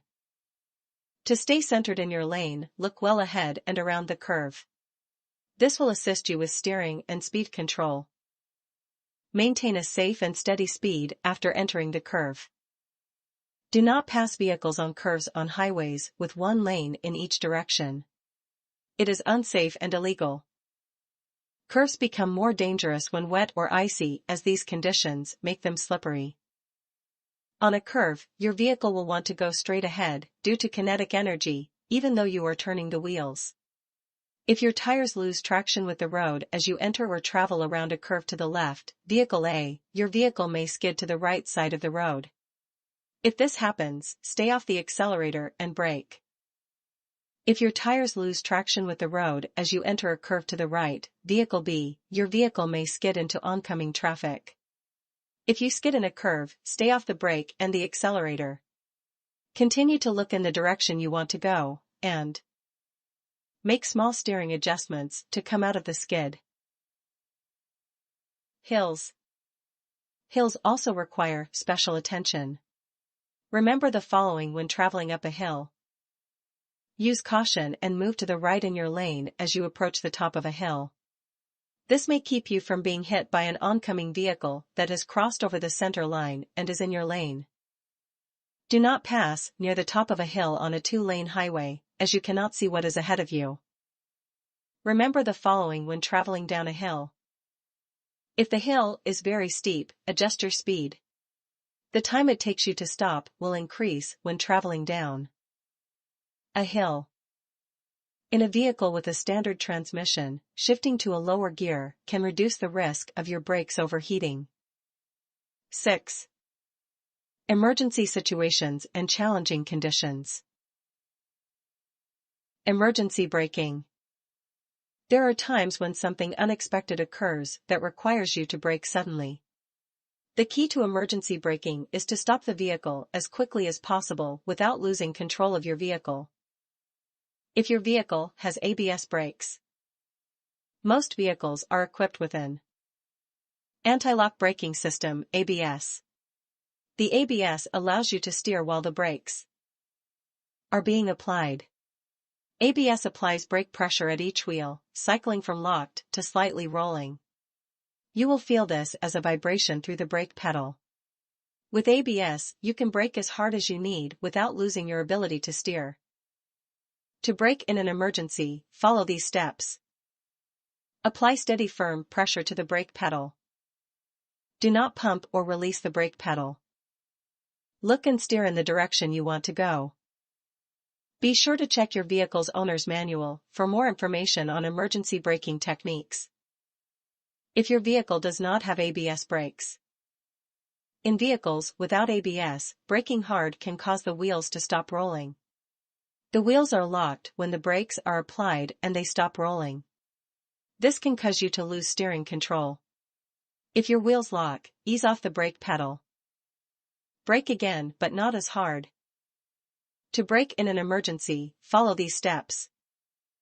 Press firmly on the brake pedal to the point just before the wheels lock.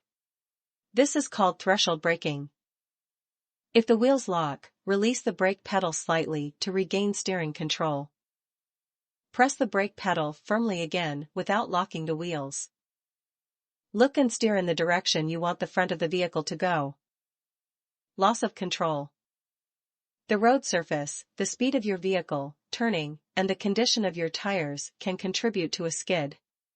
Skidding means you have lost control of the vehicle. To regain control, do not touch the brake or the accelerator, and look and steer where you want the front of the vehicle to go. Most skids are the result of driver error. A skid can occur when you drive too quickly on poor road conditions like ice, snow, rain, mud, sand, or gravel.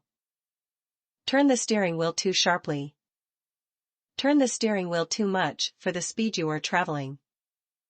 Brake too firmly. Accelerate too quickly. Skid recovery.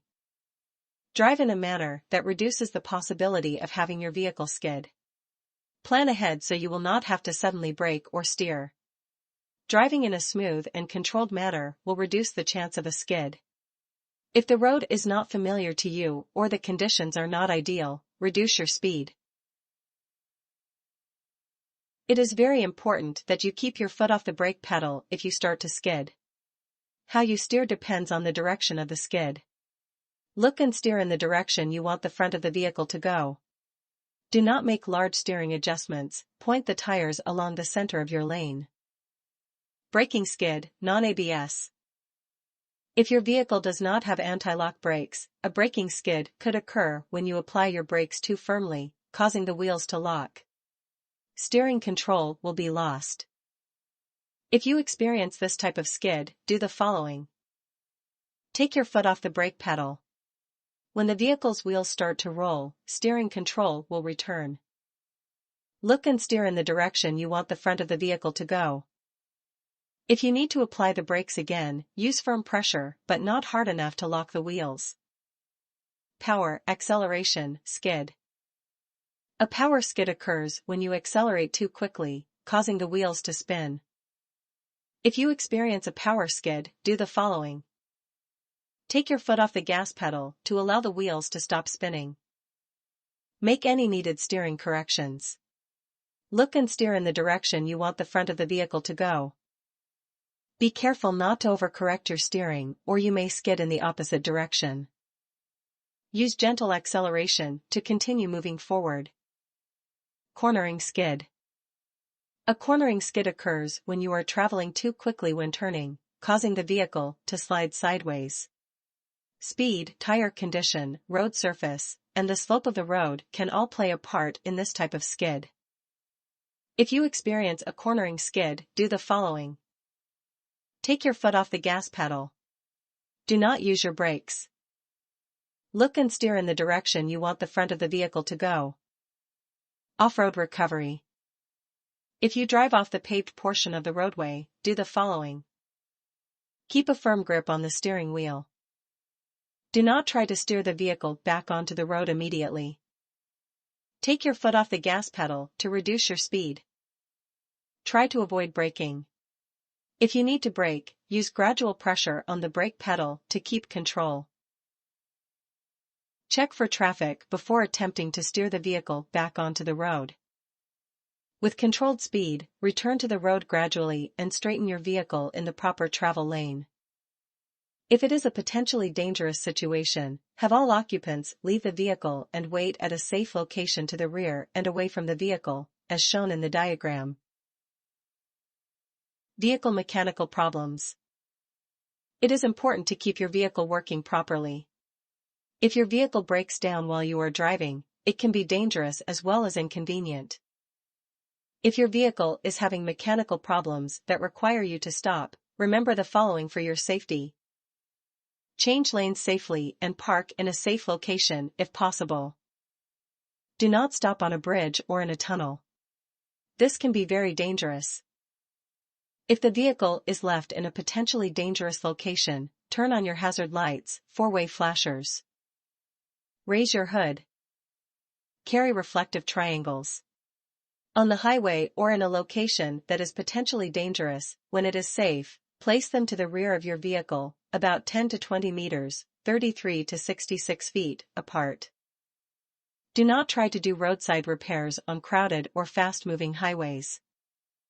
If a motorist stops to offer help, you could ask them to call for assistance. Brake failure.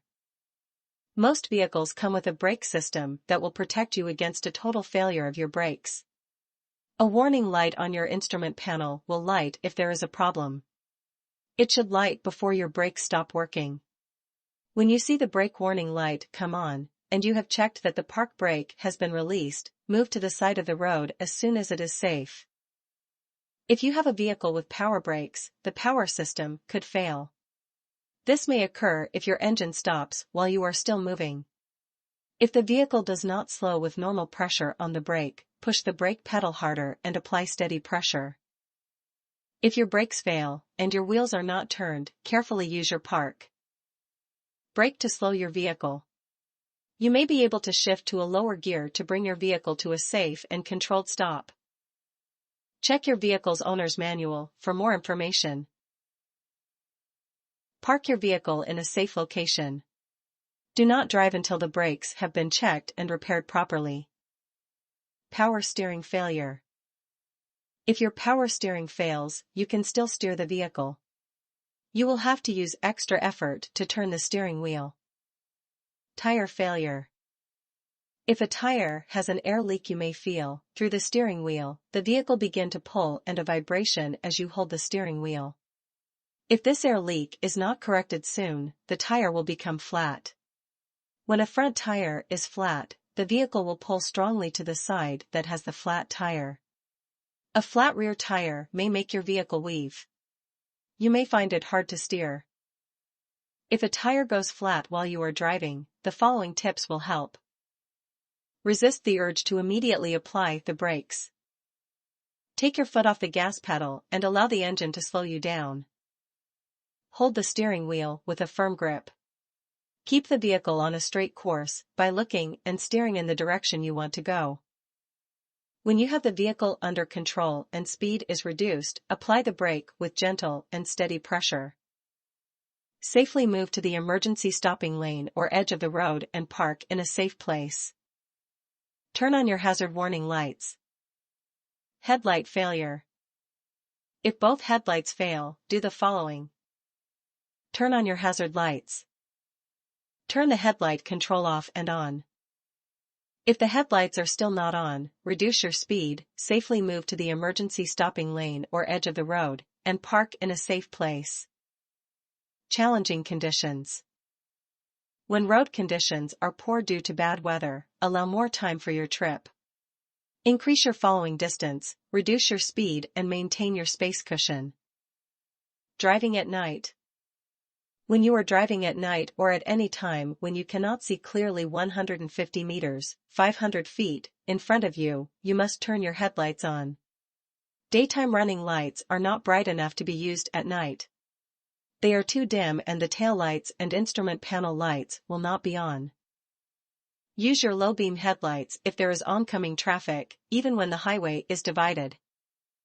Be sure that your headlights are properly aimed so that they do not bother or interfere with other drivers. Keep your headlights clean. Avoid looking directly at oncoming headlights so they do not blind you. Look slightly down and to the right edge of your driving lane until the vehicle passes you. Visibility is reduced at night. Do not overdrive your headlights. Travel at a speed that allows you to respond safely or stop in the distance lit by your headlights. Glare. Glare from the sun, reflections, and the lights of other vehicles can affect your vision in the daytime or at night. If glare makes it difficult to see the road, reduce your speed. Ensure your vehicle's windows are properly cleaned inside and outside too. Improve visibility. Smoke and fog. In smoke and fog, use low-beam headlights, as high beams reflect the light back to you, creating glare. If visibility becomes so poor that it is no longer safe to continue driving, slow down and move your vehicle well off the road to a safe location. Turn on your hazard lights, four-way flashers. Do not attempt to drive until conditions improve. If a safe place to park is not available, ensure that you and your passengers move to a safe location away from the vehicle in case it is hit. Road surface conditions that affect traction. Black ice. Black ice is caused by moisture freezing on the road surface. Often a driver cannot see it. However, if the asphalt looks shiny and black instead of gray-white, be cautious, and reduce your speed without braking. Shaded areas. Shaded areas may still be icy even after the sun has melted the ice on other parts of the road. Bridges and overpasses. Bridge decks and overpasses tend to form slippery patches more readily than other road surfaces. Use extra caution and try to avoid unnecessary lane or speed changes. Rain and hydroplaning. When it is raining, use low-beam headlights, as high beams reflect the light back to you, creating glare. Your vehicle can also be sprayed with water and mud, interfering with your view through the windshield and windows. Be careful not to splash other vehicles and pedestrians. On wet roads, your tires may lose contact with the road surface. This is called hydroplaning. The loss of contact between the road surface and your tires can cause you to lose control of your vehicle. If this happens, do not brake. Release pressure on the accelerator to allow the vehicle to slow. Look and steer where you want the front of the vehicle to go. Ice and snow. During the winter, you can experience poor weather conditions that can make driving more dangerous. Winter conditions include freezing rain, very low temperatures, blowing snow, high wind chill, blizzards, and heavy snowfalls. Maintain your vehicle. Have it serviced before winter arrives. Be sure that your vehicle's battery, tires, exhaust system, windshield wipers, and heating system are in good working condition. Intersection areas may become icy more quickly because of vehicle exhaust, engine heat, and vehicles spinning their wheels or skidding. Allow more time and distance for stopping and starting. The most important thing is to reduce your speed. When the temperature rises to the point where the snow begins to melt, roads can become very slippery. When the frost begins to come out of the ground, a thin layer of water is formed on the road surface. Ensure your vehicle's windows and windshield are not obstructed by snow, frost, steam, mud, or anything else that may make driving the vehicle dangerous. If you find yourself stranded off the highway and your vehicle is in a safe place, it is usually safer to stay with your vehicle. Run the engine just enough to stay warm. Keep the vehicle ventilated while the engine is running. Open a window a small amount to assist air circulation to prevent carbon monoxide poisoning. Carbon monoxide can get into your vehicle from a leaky exhaust system. Carbon monoxide is a poisonous gas that is colorless, odorless, tasteless, and, therefore, very dangerous. Be sure your exhaust system is checked whenever you take your vehicle in for servicing. Winter emergency supplies to carry in your vehicle. Blankets and extra clothing. Sand or road salt. shovel. Heat source, candle, matches, and a deep can to hold the candle. Ice scraper and snow brush. Tire chains. Emergency supplies. Consider having the following emergency supplies in your car at all times. First aid kit. Approved warning devices like reflective triangles. Booster cables. Non-perishable food. Jack and inflated spare tire. Flashlight with extra batteries. Tow rope. Headlight replacement bulbs. Animals. To reduce the chance of a collision with an animal, do the following. Reduce your speed, look well ahead, and use caution in areas with wildlife warning signs. Scan the sides of the road for animals. Be careful at dusk and dawn, since animals tend to be more active at these times. Watch for sudden, unusual spots of light on or near the road at night. This may be the reflection of your headlights from an animal's eyes. Animals sometimes move in groups. If you see one animal, there may be more. If an animal suddenly appears in front of you, brake hard and prepare to take evasive action. Choose an escape route away from oncoming traffic. Collisions. If you are the first person at the scene of a collision, stop away from the collision in a safe location.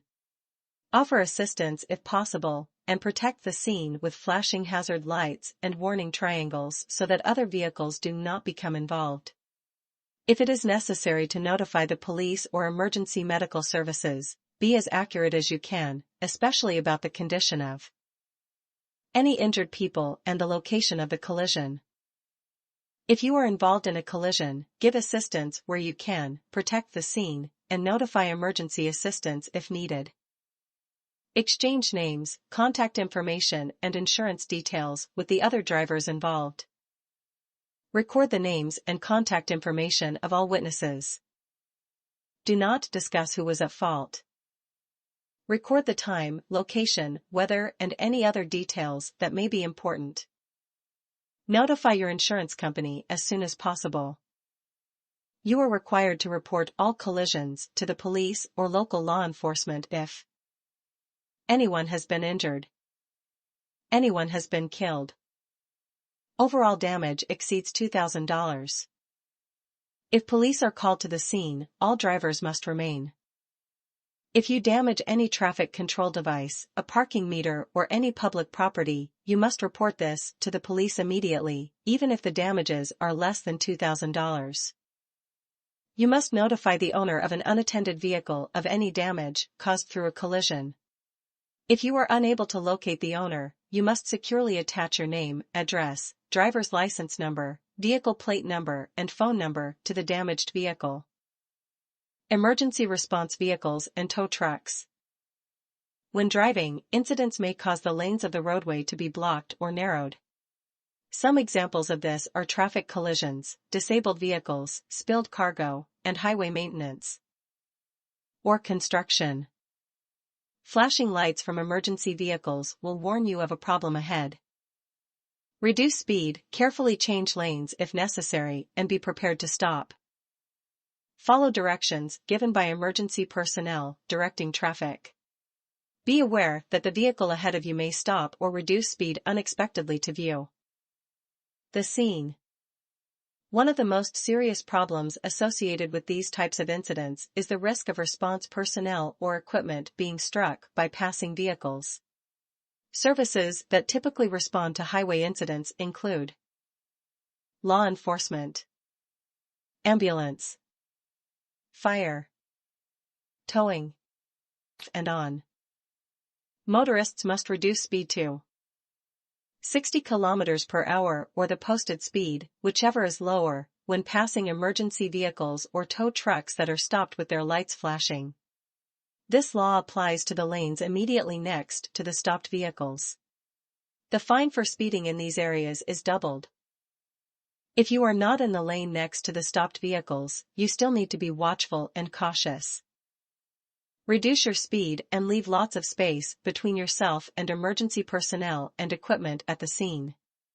Also, watch for the movement of personnel around the scene.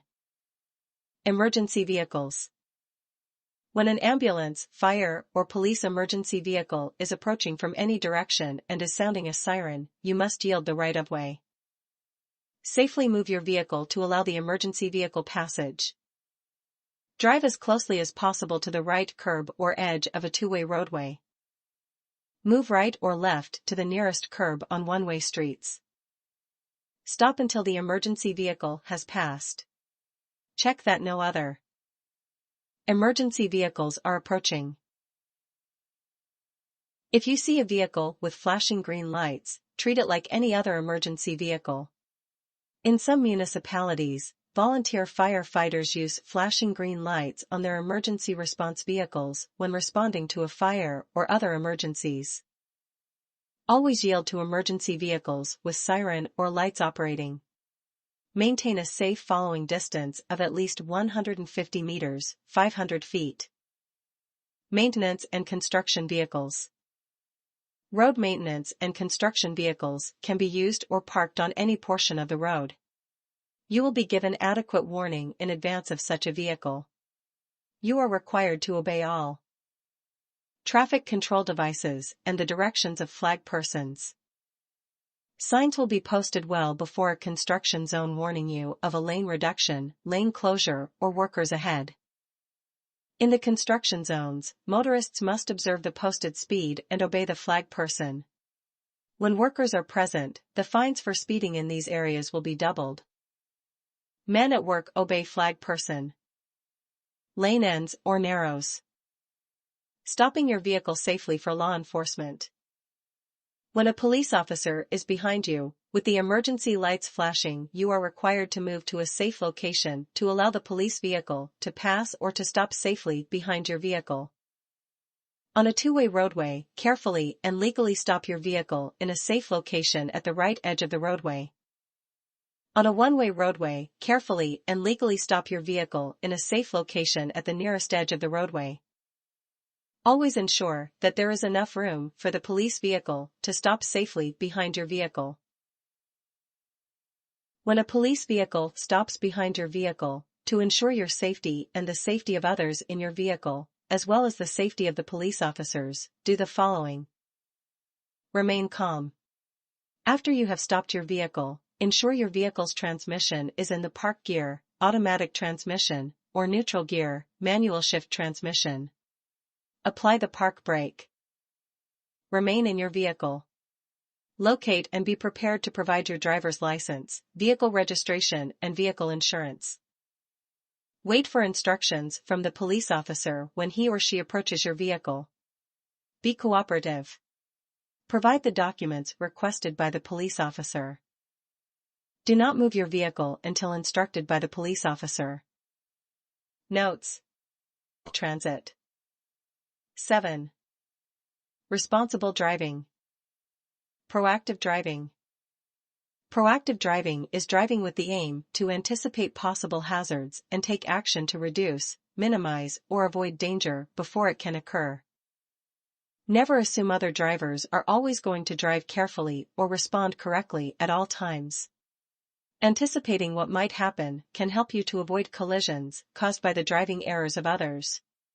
This chapter describes the skills and techniques you can use to drive proactively. Scan all around your vehicle. Most of your attention should be given to looking forward and scanning for hazards that are developing ahead of you. When you are driving in an urban area, look at least 12 to 15 seconds ahead of your vehicle. This is about 1 to 1.5 blocks. When you are driving in rural areas, look at least 20 to 25 seconds ahead of your vehicle. This is your visual lead time, which provides you with time to respond to hazards ahead of you. Check behind you by glancing in your rear view mirrors every 8 to 12 seconds, about every block in an urban area. Glance in your rear view mirrors when you anticipate slowing or stopping. Be aware of vehicles on both sides and in your blind spots. Do not forget to glance at your speedometer to check your speed. Watch for potential hazards. Proactive driving involves a continuous process of watching your surroundings and thinking about whether hazards are developing, and then taking action to reduce risks. There are two types of hazards that should be recognized. These are fixed, those that do not change, and variable, those that change. Fixed hazards are permanent conditions and situations along the roadway, including restricted vision areas such as curves, hills, and hidden driveways. Intersections. Merging roadways. Variable hazards change through the day, including school children and other pedestrians. Left-turning vehicles. Icy road surfaces. Stale, green lights. Emergency vehicles. Be prepared to take action to avoid a problem as the situation changes. Expect the unexpected and always plan an escape route. Have a space cushion. Leave enough space between yourself and the vehicle ahead, behind, and to either side to stop safely or steer around a possible hazard. If someone is following too closely, and if it is safe, reduce your speed just enough to encourage them to pass. If the person does not pass, create a wider space cushion between you and the vehicle ahead. When stopping behind another vehicle in traffic, leave enough space so that you could move your vehicle into another lane without having to reverse. The extra space reduces the risk of hitting the vehicle ahead if you are hit from behind. This also allows you to move out of the way of a vehicle that may be skidding or slipping on ice behind you. Plan ahead. Plan your travel route before you set out, and keep it in mind as you drive. Be sure you are in the proper lane well in advance of your exit or turning location. This will help you avoid making quick and dangerous lane changes. If you miss your exit or turn, continue on to the next exit or intersection. Never drive your vehicle in reverse on a roadway to return to a missed exit or turn. Use your signal lights to let other drivers know what you intend to do. Collision avoidance. Watch the road ahead and stay alert. Watch for any possible problems. If you must turn sharply to avoid something in your lane, stay on your side of the yellow line if possible. You can learn more about proactive driving and avoiding a collision by taking an approved driver education course. These courses, called defensive driving courses, are available throughout the province from licensed driver training schools and authorized agencies. Maintain your following time and distance. You should drive a minimum of 2 seconds behind the vehicle ahead. This is for normal road and weather conditions. When conditions are less than ideal, increase your following distance. To know if you are 2 seconds behind the vehicle in front of you, when it passes a fixed object like a road marking or a shadow on the roadway, start counting. Count 1001, 1002. If the front of your vehicle reaches the object before you are finished counting, you are following too closely. Reduce your speed and count once more. The 2-second rule works at any speed. An exception to this rule is for drivers of large vehicles, such as motorhomes. It is recommended that you use a minimum 4-second following distance. Cellular phones and other distractions. Do not use a cellular phone or other electronic devices while driving. Using a cellular phone to make or receive a call, or to receive or send a text message is a distraction that can take your attention away from the demanding task of driving. This applies to hands-free cellular telephones as well. If you want to make or receive a call, or receive or send a text message, stop in a safe and legal place. Do not engage in activities that allow you to be distracted while driving. While all forms of distracted driving can be hazardous, the Traffic Safety Act includes fines and 3 demerits for certain distractions. These include using a handheld cell phone, texting or emailing, using electronic devices, such as laptop computers, video games, cameras, video entertainment displays, and programming portable audio players, entering information on GPS units, reading printed materials in the vehicle, writing, printing, or sketching, and personal grooming. Securing passengers. In Alberta, all drivers and passengers must be properly secured in the vehicle with a seat belt or an approved child safety seat attached by a seat belt or an anchor system. Passengers 16 years of age and older not properly secured in the vehicle can be fined. You, as the driver, are responsible for ensuring that all passengers in your vehicle under 16 years of age are properly secured. You can be fined if they are not properly secured. Child safety seats. A child under the age of 6 years and who does not weigh more than 18 kilograms, 40 pounds, must be properly secured in a child safety seat. The child safety seat must be installed in the vehicle according to manufacturer's instructions of the vehicle and child safety seat. All child safety seats used in Canada must have a label on them that states the product meets Canada Motor Vehicle Safety Standard 213. Do not use a child safety seat unless it has this label. Do not use a child safety seat that is designed for use in countries other than Canada. There are various types of child safety seats available. Choose one that is right for your child's age or weight. Rear-facing safety seats. All children, from birth, must ride in either a rear-facing infant seat or a rear-facing convertible seat until reaching the recommended weight to switch to a forward-facing safety seat, according to the manufacturer's instructions. All newer vehicles and child safety seats come equipped with the Universal Anchor System or UAS/latch. In older vehicles, the child safety seat must be properly secured into the vehicle using the seat belt. Check the instruction manuals for your vehicle and the child safety seat for more information. Forward-facing safety seats. Forward-facing child safety seats are designed for children 10 to 18 kilograms, 22 to 40 pounds. All newer vehicles and child safety seats come equipped with the Universal Anchor System or UAS/latch. In older vehicles, a forward-facing seat must be properly secured by using the vehicle seat belt. The child safety seat's tether strap and vehicle's tether anchor must be used. You may need to have a tether anchor installed by your vehicle dealer. Check the instruction manuals for the vehicle and child safety seat for more information. Booster seats. Children who weigh more than 18 kilograms, 40 pounds, should be secured in an approved booster seat prior to using only the vehicle seat belt without a booster seat. The seat must be used according to the manufacturer's instructions. Fuel efficiency and helping our environment. Improving fuel efficiency. Most drivers can significantly reduce the amount of fuel used by applying the following basic driving practices.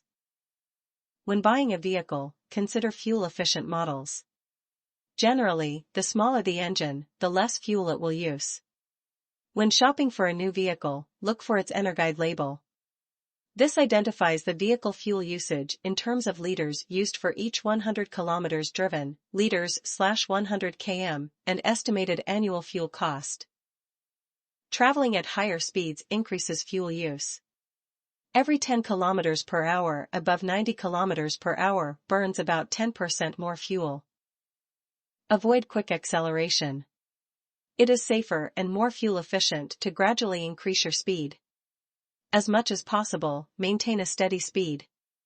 Rapid acceleration and changes in speed can increase fuel consumption by as much as 40%. Cruise control can help maintain a fuel-efficient steady speed on the highway. Idling wastes fuel. 10 seconds of idling can consume more fuel than turning off your engine and restarting it. If you are parking for more than 10 seconds, turn off your engine. For every 10 minutes of idling, the average vehicle uses about 1/3 of a liter of fuel. A vehicle with a larger engine can use up to 1/2 of a liter. Idling your engine is not the best way to warm your vehicle in the winter. Idling warms the engine and possibly the interior of the vehicle, but it does not warm vehicle parts like the tires, steering, and other moving parts. These parts of your vehicle are only warmed by driving. According to Natural Resources Canada, 1 minute of idling on a cold winter day is enough. Of fuel. A vehicle with a larger engine can use up to one half of. Use a block heater in the winter to warm the engine oil and make cold starts easier on your engine. Use a timer to switch the block heater on 2 hours before you plan to drive. Proper use of a block heater can improve your vehicle's overall fuel economy by as much as 10%. Do not leave your block heater on overnight or your energy savings will disappear in higher electricity costs. Remote vehicle starters are handy on cold mornings, but do not start your vehicle too early.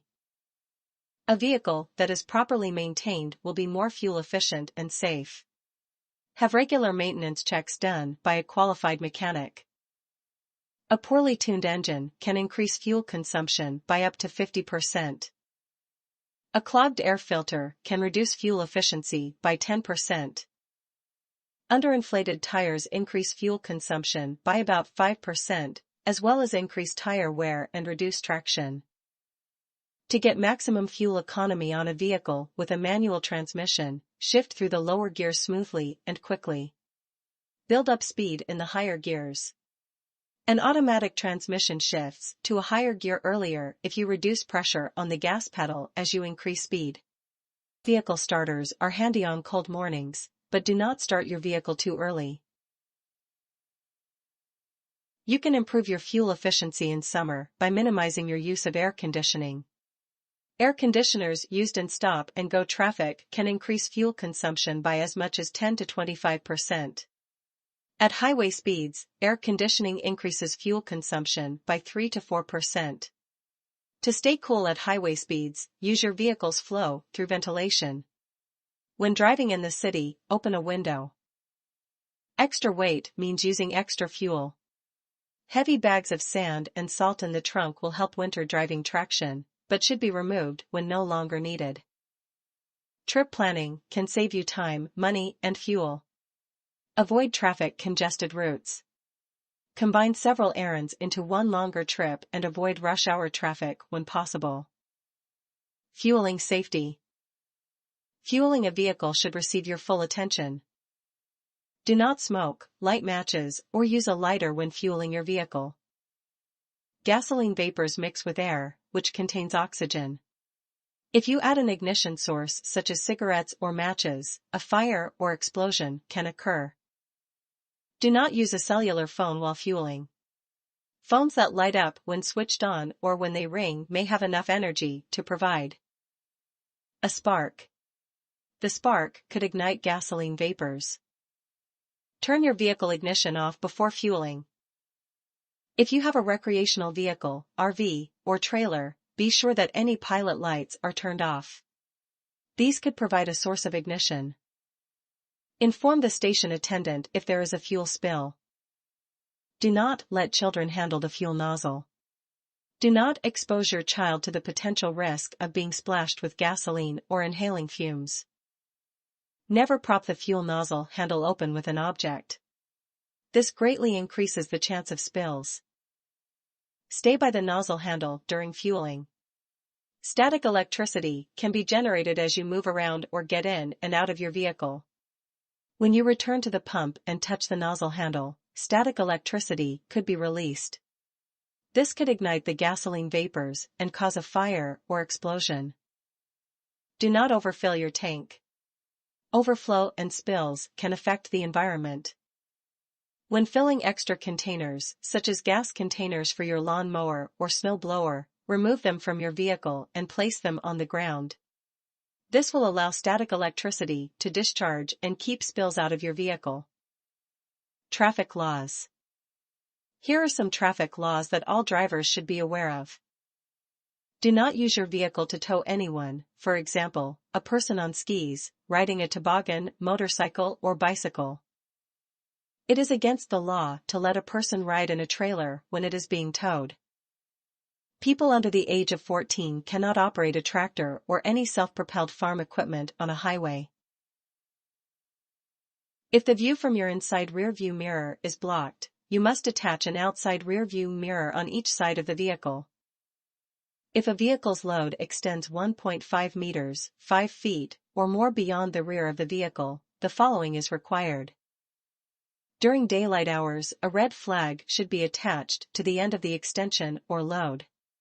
The flag must be at least 30 centimeters, 1 foot, long on each of the 4 sides of the square. At night, a red light must be attached to the end of the extension or load. In a residential area, you must not operate a vehicle in a way that disturbs the residents between the hours of 10 p.m. and 7 a.m. If you drive a vehicle on a roadway without care and attention, or without reasonable consideration for others using the road, you could be found guilty of careless driving. It is illegal to operate your vehicle using 2 lanes on a highway, except when conditions cause the use of a single lane to be impractical. When you are driving, you must not allow anyone to ride on the outside of your vehicle. This includes the open box of a pickup truck. You and the other person can be charged for this offense. 8. Sharing the road. There is a fuel spill. Vulnerable road users. Pedestrians, cyclists, and motorcycle riders also share the roadways with all vehicle operators on a daily basis. These road users have less protection than drivers of other types of vehicles. Be cautious when operating your vehicle around pedestrians, cyclists, and motorcycle riders. Pedestrian safety.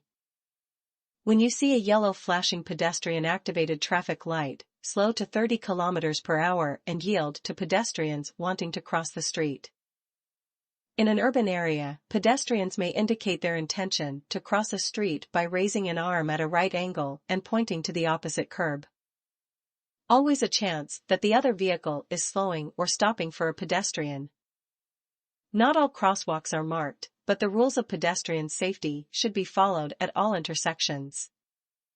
Be considerate of visually impaired pedestrians. Some will have a white cane or guide dog. At night, do not overdrive your headlights. This means you should drive so you are able to stop your vehicle within the distance you can clearly see with your headlights. When it is dark, be alert for pedestrians.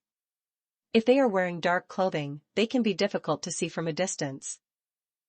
Children can be unpredictable. In residential areas, watch for children. Around parked vehicles, riding bikes, or playing on the street. Glance under parked vehicles ahead on both sides of the road to check for children's feet, toys, and bicycle wheels. These provide warning that you may need to stop. Bicycles. The law requires cyclists or passengers on a bicycle who are under 18 years of age. When pedestrians indicate their intention to cross the street, you must stop your vehicle safely before the crosswalk and allow them to cross. When a pedestrian has entered a marked or unmarked crosswalk, you must yield the right-of-way. When stopping for a pedestrian at a crosswalk, stop far enough back, about 2 to 3 car lengths, so that traffic in another lane will be able to see the pedestrian and have time to stop.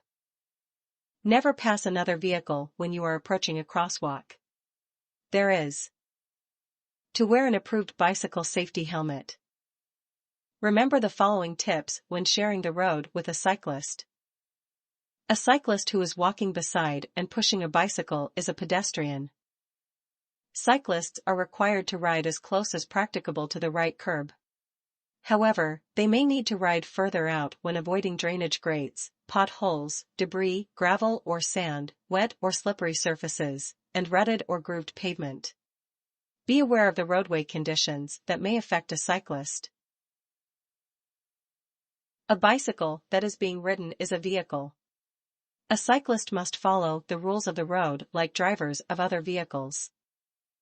A cyclist seated on a bicycle at an intersection, waiting for a traffic control signal, has the same rights and responsibilities as any other vehicle waiting to proceed.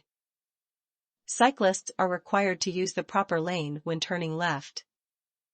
A bicycle and rider are smaller than other vehicles, are less visible, and more exposed to traffic on left turns.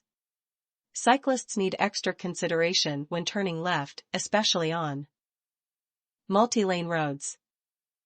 When passing a cyclist, change lanes like you would for other vehicles. When you are preparing to turn right, watch for cyclists who may ride alongside your vehicle. Remember to do a shoulder check to your blind spots to the right. When parked at the curb, always check for cyclists before you open your vehicle door. It is the driver's responsibility to wait until it is safe before opening the door. Before moving away from the curb, check for cyclists who may be riding past your vehicle. Do not follow too closely behind cyclists. They do not have brake lights to warn you when they are stopping. Be alert for children on bicycles. They may lack the necessary knowledge and skills for safe cycling around traffic, and may not be aware of all the dangers. Children on oversized bicycles are at risk of losing control. Cyclists using the streets and highways should do the following. Keep both hands on the hand grips except when hand signaling. Keep both feet on the pedals. Only carry the number of people the bicycle is designed to carry. Never hold on to, or attach the bicycle to any other moving vehicle. Ride single file except when passing another bicycle. For cycling after dark, equip the bicycle with at least one headlamp, but not more than two, one red tail lamp, and at least one red reflector mounted on the rear of the bicycle. Wear bright and reflective clothing. Be sure the bicycle has brakes that work well. Be sure that the bicycle is equipped with a bell or horn. Motorcycles. Motorcycle riders often travel in the left portion of their lane. This helps make them more visible to other road users. It does not mean they will be turning left. Sometimes a motorcycle's turn signals can be hard to see. Watch the rider for clues. If the rider does a shoulder check, he or she may be intending to change lanes or turn. When turning left, watch for oncoming motorcycles. They can be hard to see, especially in heavy traffic, at night or at dusk. It may also be difficult to judge the speed of the motorcycle. Here are some tips to help you drive safely when there are motorcycles on the road. Never share a lane with a motorcycle rider. A motorcycle rider needs the whole lane to travel safely. Be aware that motorcycle riders will often move within their lane to avoid road hazards like potholes and to maintain a space cushion from other vehicles. When you are following someone riding a motorcycle, allow extra space between your vehicle and the motorcycle because motorcycles can stop very quickly. Be aware that poor weather and road conditions and road hazards could make the motorcycle rider lose control. Commercial vehicles. Here are some tips that can help you drive safely when sharing the road with large vehicles. Keep adequate space between you and large vehicles. When you are behind a large vehicle, increase your following time and distance so your viewing area will be larger. Never move into the space in front of a large vehicle that is approaching a traffic light. If the traffic light changes to red, the driver may need that extra space in front of the vehicle for stopping and may not have enough room if another vehicle moves in front. Remember that a large vehicle needs extra distance to stop. If you are on a hill and stopping behind a large vehicle, leave extra space in front of your vehicle. The large vehicle may roll back when the driver releases the brakes.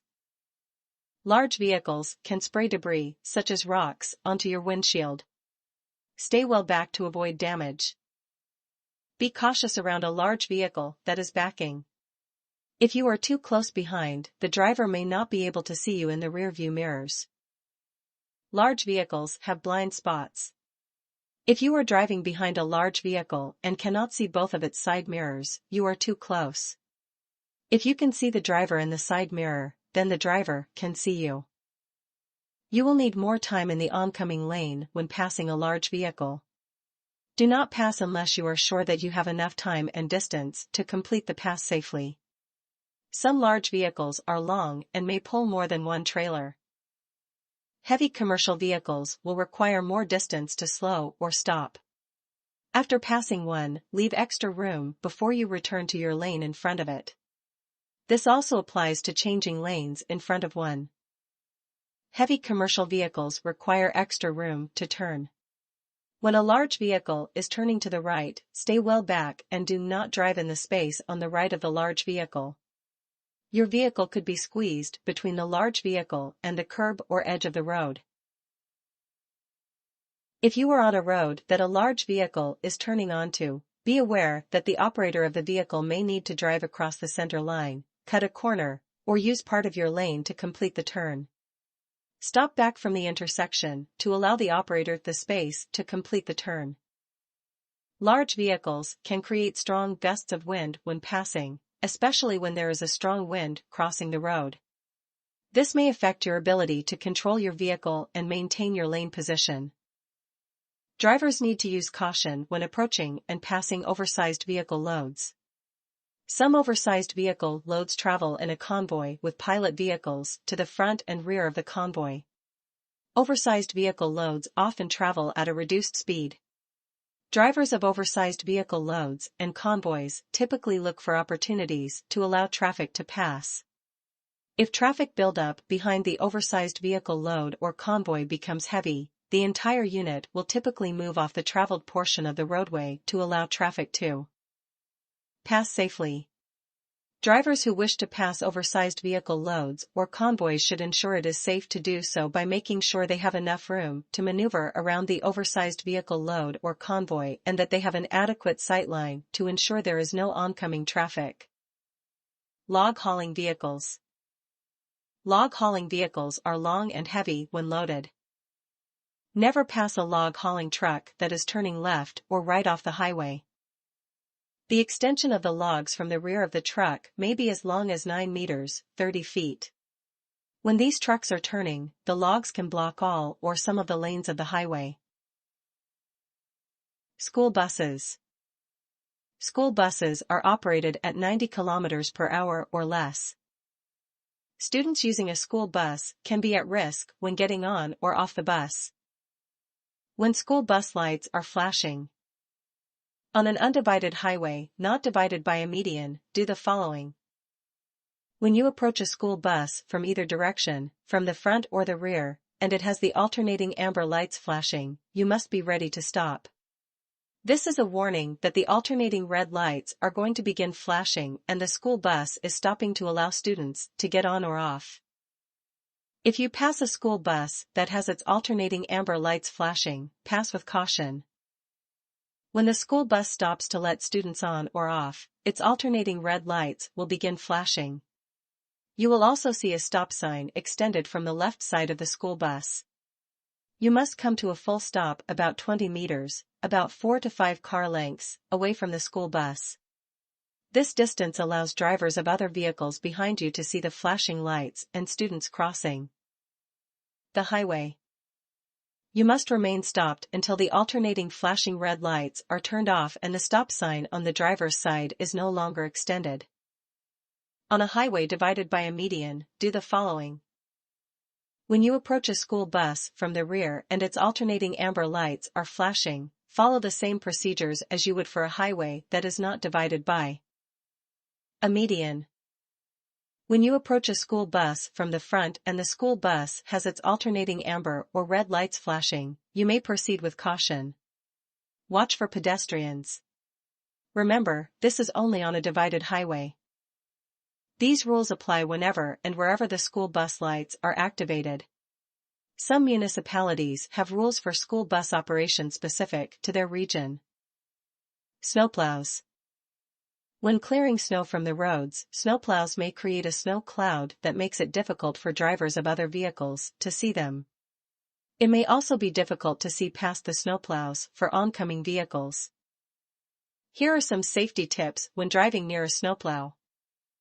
Snowplows are equipped with flashing amber and red lights to make them more visible. Remember, flashing amber and red means snowplow ahead. Maintain a safe following distance behind the snowplow. Most maintenance vehicles will have a sign at the rear to let motorists know the minimum safe following distance. Keeping this distance will give you more time to react to the unexpected and avoid rock damage to your vehicle from the snowplow sanding unit. Snowplow operators will move to the side of the road where it is safe every 8 to 12 kilometers to allow vehicles to pass. Even when passing is permitted, it is safer to stay well back until the snowplow operator can safely move over to allow vehicles to pass. Before passing a snowplow on a 2-lane highway, 1 lane in each direction, be sure you can see far enough ahead and that passing is permitted by the road markings or signs.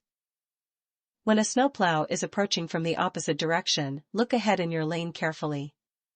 There may be an oncoming vehicle that is passing the snowplow using your lane. Be prepared to use an escape route. Railway crossings. Never try to outrace a train to a crossing. Trains need a very long distance to come to a stop. Always yield to them. Railway crossings are marked with signs. They can also have mechanical or electrical warning devices. Advance warning signs. These signs tell you to look, listen, and reduce speed because you may have to stop for a train. The speed sign below the advance warning sign is the recommended speed for the railroad crossing. It will be less than the posted speed for the road. Pavement markings. Pavement markings, such as an X and or stop line, may be marked on the pavement at the approach to some railway crossings. If you must stop for a train, do it before the stop line. Railway crossing signs. These signs are found at all public railway crossings. A railway crossing sign means drivers must yield to all trains. If there is more than one railway track, the crossing sign will show the number of tracks. You must stop when a train is visible or sounding a signal and approaching. Within 500 meters, about 5 city blocks, of the crossing. Railway crossing signs with a stop sign. A stop sign at a railway crossing requires the driver to come to a complete stop between 5 meters, 15 feet, and 15 meters, 50 feet, from the nearest rail. Do not proceed until you are sure a train is not approaching. Flashing red light signals and bell. Red light signals are used with railway signs at many rail crossings. Stop when the lights begin to flash and the bells ring because a train is approaching. The driver of the vehicle nearest the crossing must stop at least 5 meters back from the nearest rail. Do not proceed until the lights and bells have stopped, and the train has passed or has come to a complete stop. If there is more than one track, be sure all the tracks are clear before crossing. Gates, arms, lights, and bells. Gates are used with red light signals and bells at some railway crossings. Remain stopped until the gates are raised, the lights stop flashing and the bells stop ringing. Follow these safety tips whenever you are driving near railway tracks. Do not get trapped on the railway tracks at a railway crossing. Wait on the approach to the crossing and cross only when you are sure you can clear the crossing. When the last car of a train passes the crossing, make sure that another train is not coming before you move ahead. A second train can come on another track from a different direction. You may not be able to hear the second train because of the noise of the first one. Never drive around the gates. If the gate is down, or raising or lowering, do not cross the tracks. If your vehicle has a standard, manual, transmission, do not change gears while crossing the tracks. If you cannot complete the shift, your vehicle could be stalled on the tracks. If your vehicle stalls on a railway crossing, get everyone out of the vehicle and away from the track immediately. If a train is coming, move well away from your vehicle and away from the tracks. If possible, go in the direction where the train is approaching. This will prevent you from being hit with flying debris if the train hits the stalled vehicle. During poor weather or at night, be alert for advance railway warning and railway signs. Drive at a speed that will allow you to be able to stop within the distance, clearly lit by your headlights. Remember, it may take a kilometer or more for a train to stop, even under full emergency braking. The safety of you and your passengers depends entirely on you, the driver. Vehicles carrying passengers or dangerous goods. Commercial vehicles transporting passengers or dangerous goods can be required by law or company policy to stop at railway crossings. Be prepared to stop when you are following a commercial vehicle near a railway crossing. Light rail transit. Light rail transit, LRT, crossings in Calgary and Edmonton are similar to other railway crossings and require pedestrians, cyclists, and motorists to use caution in these locations. LRT systems are powered by electricity, which makes them very quiet. These crossings use a variety of warning devices like regular traffic signal lights, signs, bells, and gates. These warnings all mean stop and do not cross the tracks. Never drive around the gates, even if an LRT train has just passed. Another one may be coming from the other direction. Due to its weight and speed, a train may take up to 100 meters, 330 feet, to stop in an emergency. Off-highway vehicles. When driving, be aware of off-highway vehicles and their drivers operating close to, or wanting to cross the highway. Use caution if you see all-terrain vehicles, snowmobiles, or similar vehicles. Funeral processions. If you are driving your vehicle in a funeral procession, you may follow the procession through an intersection controlled by a stop sign or a red traffic control light without stopping. You must have your headlights on, and may only proceed if you are following immediately behind the vehicle ahead in the procession, and it is safe to do so. Do not pass through a funeral procession. Yield the right-of-way until it has passed before proceeding. 9. Driving within the law. Driver fitness. Are you fit to drive? Alcohol and drugs, some medications, stress, fatigue, mental, emotional, and physical, and lack of sleep will impair your judgment and ability to responsibly and safely operate a vehicle. Alcohol, prescription, and over-the-counter medications also can impair your judgment and ability to safely operate a vehicle. Fatigue. Fatigue can be deadly. It can be caused by lack of sleep or rest, emotional stress, boredom, driving for long periods of time, physical activity, illness, eye strain. Overeating, use of alcohol or drugs, or a warm vehicle can increase the effects of fatigue. Fatigue can increase the time it takes you to react. It can also impair your judgment and decision-making. This can result in driving errors like driving off the road or into another lane or oncoming traffic. You may not realize that you are in a dangerous situation or be able to react quickly. To reduce the risk, do the following. Be sure you are well rested before you start your trip. Keep your vehicle at a comfortable temperature. Make sure it is well ventilated. Keep your eyes moving by scanning the road ahead and behind. Stay alert to your surroundings and check your vehicle's gauges. Use sunglasses on bright days. If you are feeling tired, stop for a rest. Walk around your vehicle. Do not drive after drinking alcohol or taking drugs. Drugs and medications. Some prescription and non-prescription over-the-counter medications can have an impairing effect on your vehicle handling ability, judgment, and responsible decision-making when operating a vehicle. Side effects can include drowsiness or dizziness. Talk with your doctor and pharmacist. Know the effects of all prescription and over-the-counter medication you are taking before operating any motor vehicle.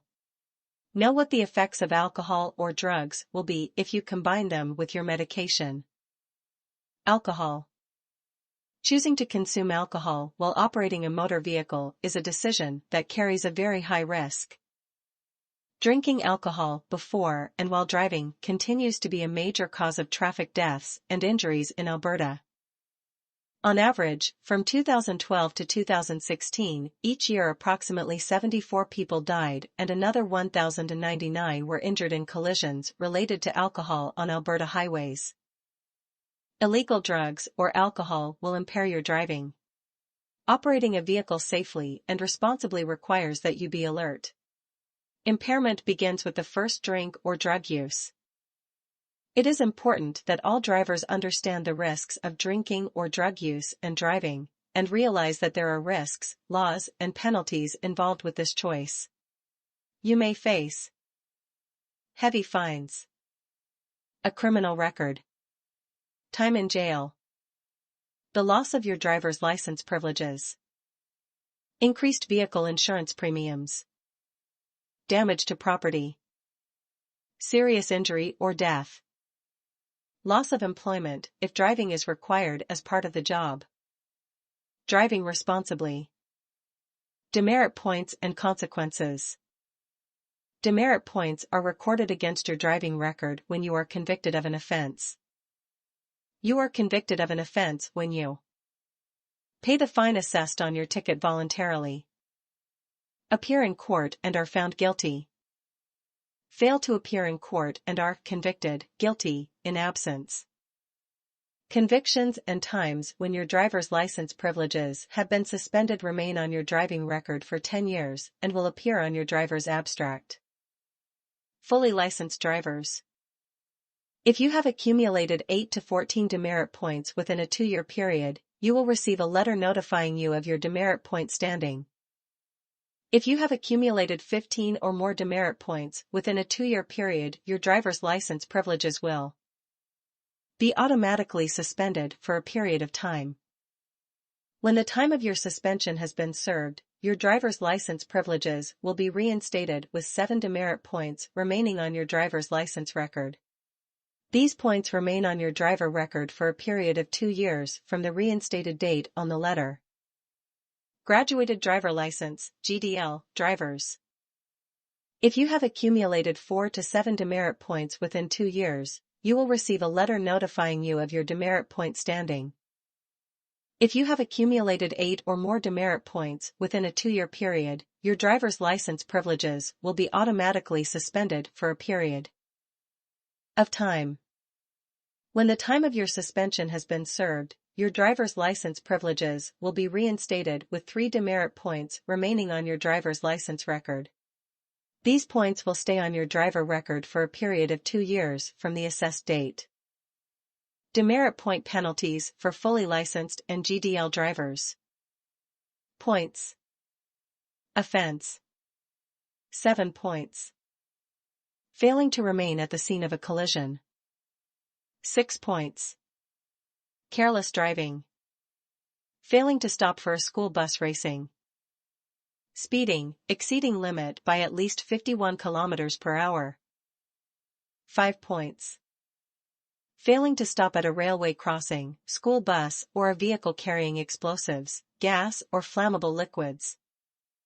Failing to stop for a peace officer. 4 points. Failing to yield right-of-way to a pedestrian in a crosswalk following too closely. Gas, or flammable liquids. Speeding, exceeding limit by 31 to 50 km per hour. 3 points. Driving to the left of the yellow line / driving left of center on unmarked 2-way. Driving in the wrong direction on a 1-way highway, failing to report a collision. Failing to stop at an intersection, controlled by a stop sign, failing to stop for a red light at an intersection. Impeding passing vehicle, improper passing, stunting. Speeding, exceeding limit by 16 to 30 km per hour. 2 points. Failing to obey instruction of traffic control device. Improper backing, backing into an intersection or crosswalk, or unsafe backing onto a highway. Improper turns, U-turn traffic lane violation. Speeding, exceeding limit to maximum of 15 km per hour. For a complete listing of the demerit point program, visit www.alberta.ca/demerit-points.aspx. Demerit point penalties specific to GDL drivers. Points. Offense. 2 points. Curfew driving between midnight and 5 a.m., Class 7 learner stage only. Having more passengers than seat belts, supervisor, accompanying driver, not fully qualified. Fully licensed and GDL drivers. Driver's license privilege suspensions. First, automatic 1-month suspension. Second, within 1 year, automatic 3-month suspension. Third, within 2 years, automatic 6-month suspension. You may be required to attend a review with the Registrar of Motor Vehicles, Alberta Transportation. You are required by law to give up your driver's license on or before the date your suspension begins. This can be done at any Alberta Registry Agent office. You may be eligible for a restricted driver's license. For more information, visit www.alberta.ca/restricted-drivers-license-program.aspx. You may not appeal a demerit. Point suspension. However, you may request a review of the demerit points to ensure they were assigned in error. If you believe demerit points were assigned to your driver's license in error, you can submit a request in writing to Driver Fitness and Monitoring to have your record reviewed as per Section 99 of the Traffic Safety Act. Convictions can only be removed from your driving record by an appeal through the courts. Contact any Alberta Provincial Court for more information. When 2 years have passed from the date of a conviction, the demerit points assessed for that conviction are removed from your driver's record. If a government-approved defensive driving course has been successfully completed prior to accumulating 15 or more points, a 3-point credit is applied to your driving record for a 2-year period. Contact a driving school for more information about government-approved defensive driving courses. Driving laws. Federal, Criminal Code of Canada. Offences related to impaired driving are: impaired driving regardless of blood alcohol or drug content. Blood alcohol level over the legal limit. Drug or drug alcohol combination or a toxicological, blood or urine, sample. Refusing to provide a breath or blood sample. Impaired driving causing bodily harm. Impaired driving causing death. Driving while suspended or disqualified.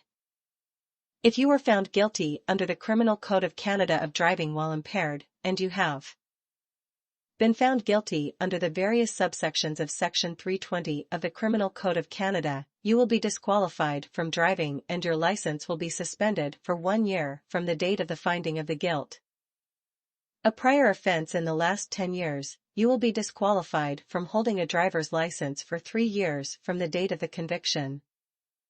2 or more prior offenses in the last 10 years, you will be disqualified from holding a driver's license for 5 years from the date of the conviction.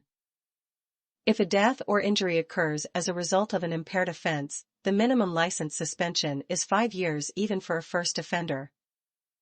Provincial, Traffic Safety Act, Immediate Roadside Sanctions, IRS, Program. Alberta has one impaired driving program called the Immediate Roadside Sanctions, IRS, Program. This impaired driving program includes a multi-tiered escalating approach to deter impaired driving. Impaired drivers will receive immediate and significant penalties at roadside that include escalating driver's license suspensions, escalating fines, escalating vehicle seizure lengths, mandatory education programs, and the Ignition Interlock Program, IIP. Immediate Roadside Sanction, IRS, 24-hour. The Immediate Roadside Sanction, IRS, 24-hour program applies to drivers whose ability to operate a motor vehicle has been impaired by a physical or medical condition, or by drugs or alcohol. A 24-hour license disqualification will be issued. Immediate Roadside Sanction, IRS, 0, Novice. The Immediate Roadside Sanction, IRS, 0, Novice program applies to all alcohol and/or drugs, and there is a zero-tolerance approach for any alcohol and/or drugs for novice drivers in the Class 7 Learner's License or Class 5 GDL license category. Contraventions for this type of suspension/disqualification include the following: an immediate 30-day driver's license suspension, a 7-day vehicle seizure, $200 fine plus victim fine surcharge of 20%. Immediate Roadside Sanction, IRS, 0, Commercial. The Immediate Roadside Sanction, IRS, 0, commercial program applies to all alcohol and/or drugs, and there is a zero-tolerance approach for any alcohol and/or drug for a commercial driver operating a commercial vehicle in a commercial capacity. Contraventions for this type of suspension/disqualification include the following. First occurrence, 3 days immediate driver's license suspension and $300 fine plus victim fine surcharge of 20%. Second occurrence, 15 days immediate driver's license suspension and $600 fine plus victim fine surcharge of 20%. Third occurrence, 30 days immediate driver's license suspension and $1,200 fine plus victim fine surcharge of 20%. Immediate roadside sanction, IRS warn. The Immediate Roadside Sanction (IRS WARN) program applies when a law enforcement officer has reasonable grounds to believe that a driver has operated a motor vehicle with a blood alcohol concentration that is equal to or exceeds 50 mg of alcohol in 100 ml of blood. Contraventions for this type of suspension/disqualification include the following. First occurrence, 3 days immediate driver's license suspension, 3 days vehicle seizure, and $300 fine plus victim fine surcharge of 20%. Second occurrence, 15 days immediate driver's license suspension, 7 days vehicle seizure, requirement to complete the crossroads course, or the planning ahead course may be used as an equivalent, and $600 fine plus victim fine surcharge of 20%.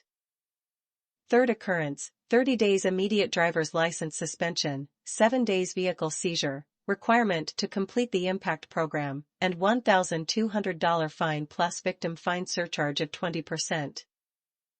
Immediate Roadside Sanction, IRS fail. The Immediate Roadside Sanction, IRS fail program applies when a law enforcement officer has reasonable grounds to believe that the driver has operated a motor vehicle while their ability to do so was impaired to any degree by alcohol or a drug or by a combination of alcohol and a drug.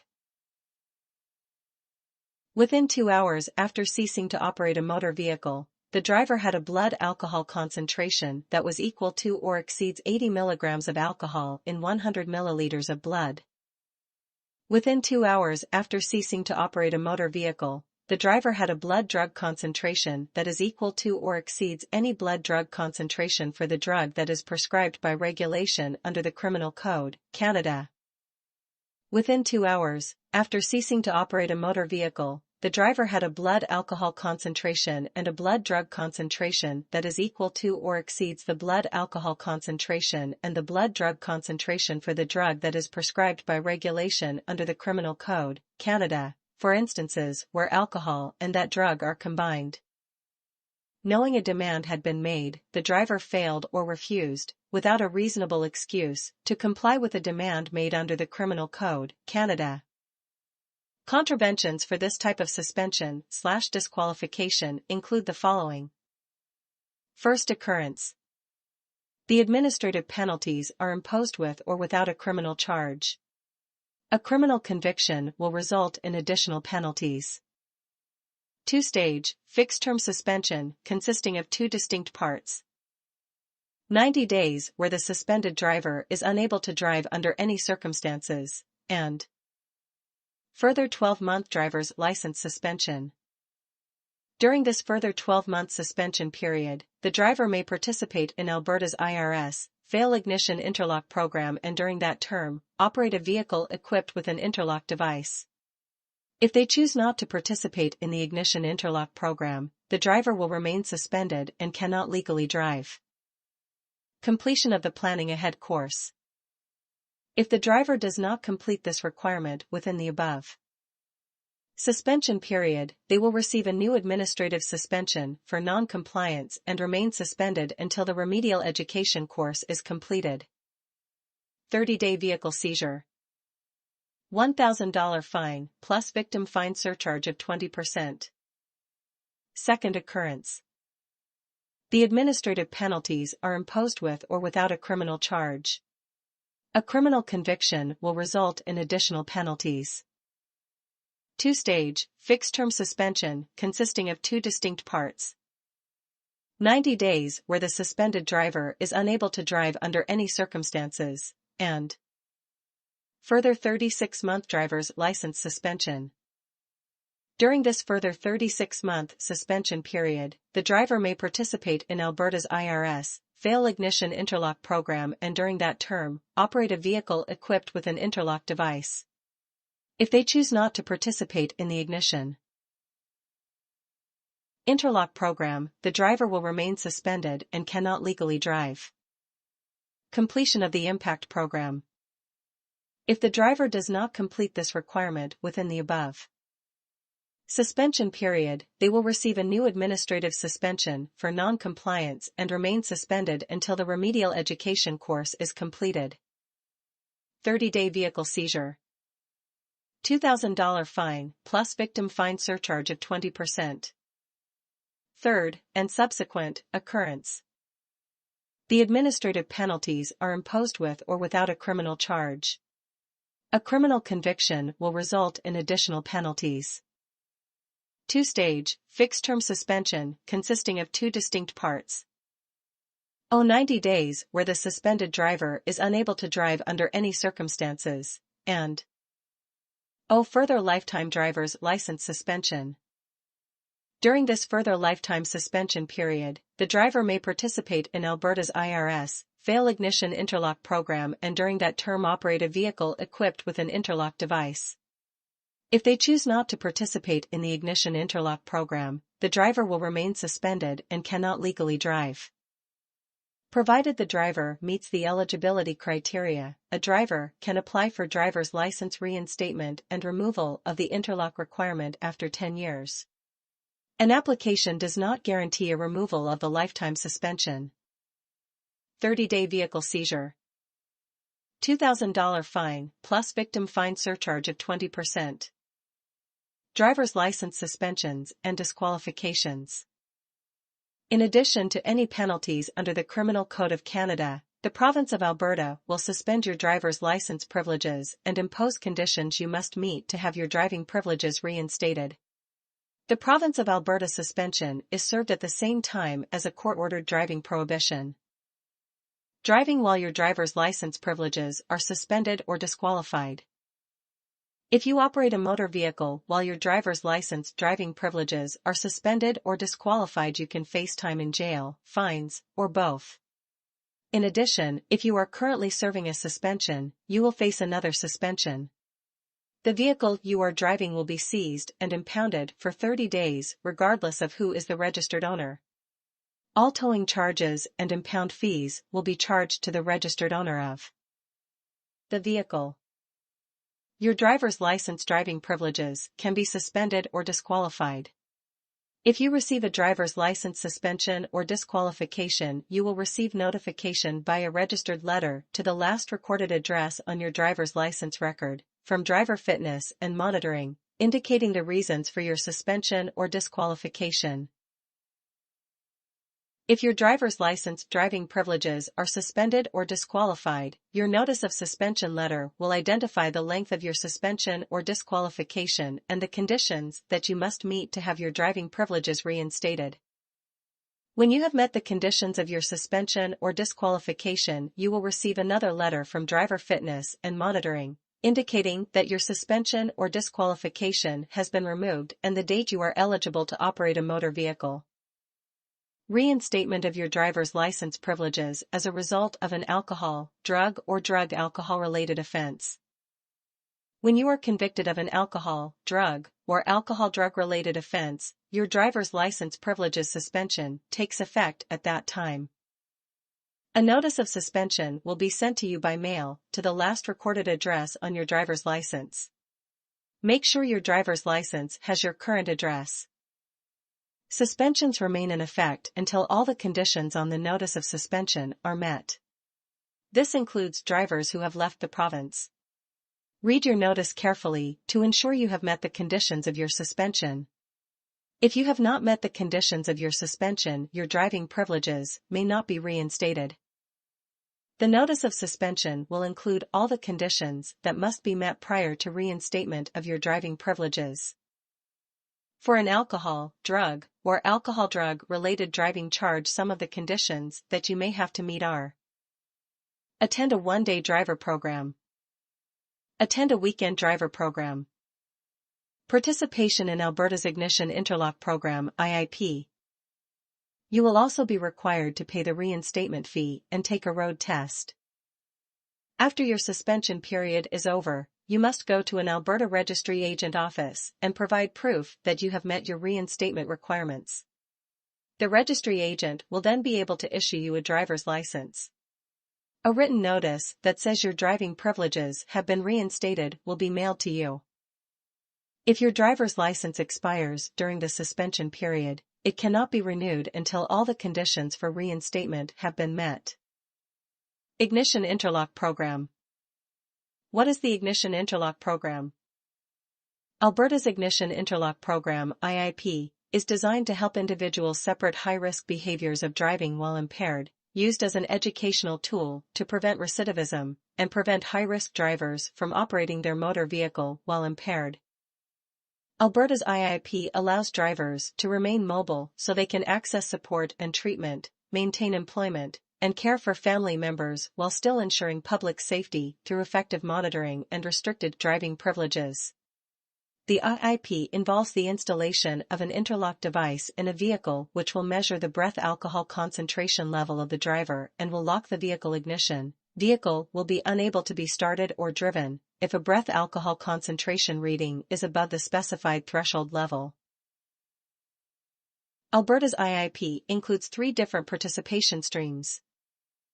Immediate Roadside Sanctions (IRS) Program of IRS, FAIL IIP. This program is for drivers who are issued a driver's license suspension under the IRS FAIL program for criminal-level impaired driving, and where the occurrence date was on or after December 1, 2020. Alberta Administrative License Suspension (AALS) Program IIP. This program is for drivers who are issued a driver's license suspension under the AALS program for criminal-level impaired driving, and where the occurrence date was on or before November 30, 2020. Mandatory IIP. This participation stream is mandatory for all drivers who have been convicted of impaired driving under the Criminal Code, Canada, as part of their reinstatement requirements. Drivers must fully serve their required term in the mandatory IIP in order for the applicable reinstatement condition code to be completed/removed from their motor vehicle file and to fully reinstate their driver's license. Drivers in this participation stream must demonstrate a sustained ability to separate high-risk behaviors. More information about this program can be found at www.alberta.ca/ignition-interlockprograms.aspx. Reinstating your driver's license privileges as a result of a demerit point suspension. Driver's license suspension. A notice of suspension letter will be mailed to the last address recorded on your motor vehicle file. It is your responsibility to notify an Alberta Registry Agent office anytime you change your mailing address. The notice of suspension letter will indicate the conditions that must be completed prior to reinstatement of your driving privileges. The notice of suspension will indicate the effective date of your suspension. You must turn your driver's license over to any Alberta Registry Agent office on or before your effective date. It is illegal to be in possession of your driver's license while you are serving a suspension. It is a serious offense to operate a vehicle while serving a suspension. You must serve the term of the suspension. Provincial suspensions. Provincial suspensions may be imposed for reasons such as a poor driving record, failure to pay a legal judgment, medical reasons, or failure to comply with a notice to report. Safe Roads Alberta. Safe Roads Alberta is the administrative adjudication branch of Alberta Transportation that is responsible for conducting reviews for provincial administrative penalties received by impaired drivers and reviews for vehicle seizures. Safe Roads Alberta conducts reviews for challenges to the provincial administrative penalties under the Immediate Roadside Sanctions (IRS) program. All matters are dealt in 30 days to ensure impaired drivers are off the roads. The most serious cases, including repeat offenders and impaired driving causing death or bodily harm, will get both provincial administrative penalties and Criminal Code, Canada, charges. Impaired driving reviews. Safe Roads Alberta conducts reviews for challenges to the provincial administrative penalties under the new IRS program. Drivers who wish to appeal their impaired driving penalty can do so by applying for a review to Safe Roads Alberta at www.saferroads.com. Vehicle seizure reviews. Vehicle seizures are reviewed by Safe Roads Alberta. If a vehicle was seized pursuant to Section 94 of the Traffic Safety Act, after being stolen or taken without consent, or if the vehicle is owned by a rental car agency, you can seek the return of the vehicle through Safe Roads Alberta. Registered owners are responsible for all costs involved in the vehicle seizure. Applying for a review does not guarantee the return of the vehicle, and fees for reviews are non-refundable. Registrar Reconsideration Process. The Registrar Reconsideration Process provides Albertans with an ability to appeal non-impaired driving decisions. The Registrar Reconsideration Process covers the reviews for the Ignition Interlock Program (IIP), exemption, driver conduct, and other administrative reviews such as safety fitness certificates, driver training schools and driving instructors, driver examiners, and vehicle inspection facilities and technicians. Drivers who wish to appeal their decision of the registrar can do so by applying for a review to the Registrar Reconsideration Process at www.alberta.ca/motor-vehicle-registrar-reconsideration.aspx. 10. Program. Towing a trailer. Registration and license plate. You must have valid registration from an Alberta registry for your trailer, and it must be with you when you are towing the trailer. There must also be a valid license plate attached to the rear of the trailer and clearly visible. The registration and license plate are required before the trailer can be used on the road. Equipment. Your trailer must have working tail lights, brake lights, and turn signals that are activated from the towing vehicle. If you have a ball and socket hitch, you will also need to attach safety chains between the trailer and the towing vehicle. Chains should be crossed under the tongue of the trailer and fastened securely. This applies to all trailers except fifth-wheel trailers. If your trailer is equipped with a secondary emergency breakaway system, be sure that the system is connected properly according to the manufacturer's instructions.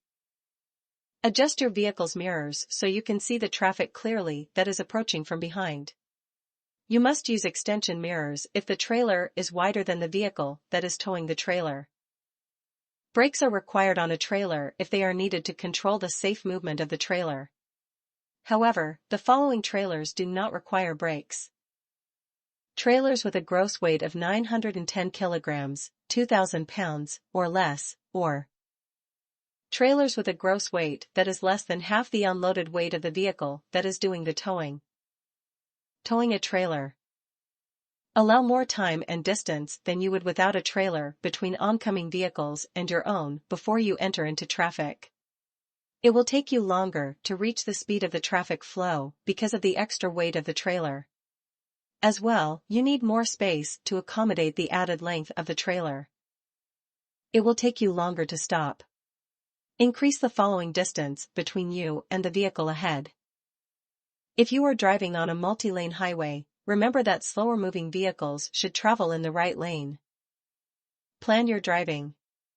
Look well ahead to anticipate and manage potential hazards. Avoid situations that may require quick lane changes or unexpected stops. If traffic builds behind you, find a safe place to stop off the road to allow others to pass. Turning at intersections. To turn left. Approach the turn slowly. When you are close to the intersection, travel near the right edge of your lane without crossing or extending any part of your vehicle or trailer into the next lane. This will give you more room to complete the turn safely. Begin your turn when the front of your vehicle is even with the left side of your intended lane. Glance occasionally in your left outside mirror at the trailer wheels during the turn. The trailer wheels will travel a path that is inside the path of the wheels of your vehicle. This is called off-tracking. To allow for the off-tracking, steer towards the right side of the lane on the road you are entering. As soon as your trailer is through the turn safely, steer the vehicle into the center of your lane. To turn right, reverse these directions. However, if you do not allow for the off-tracking, you could make contact with a curb, a parked vehicle, or a pedestrian. Backing a trailer. Backing a trailer takes practice. At times, to maneuver the trailer when reversing, you will turn the steering wheel in the opposite direction than you would when reversing without the trailer. When using a vehicle to back a trailer, do the following. Have someone guide you. If you do not have a guide, walk to the back of the trailer to be sure the path behind is clear. Always reverse at not more than a walking pace. Begin backing by turning the steering wheel in the opposite direction you want to go. Turn the steering wheel right. To go left. Turn the steering wheel left to go right. To avoid having your vehicle contact the trailer, only turn the steering wheel 1/4 to 1/2 turn. As soon as the trailer begins to turn, return the steering wheel to the normal position. Use only small steering wheel movements to steer the trailer. When backing a trailer to the right, be aware that your visibility is limited due to blind spots behind the trailer. Notes. Transit. Notes. Transit. January 2021.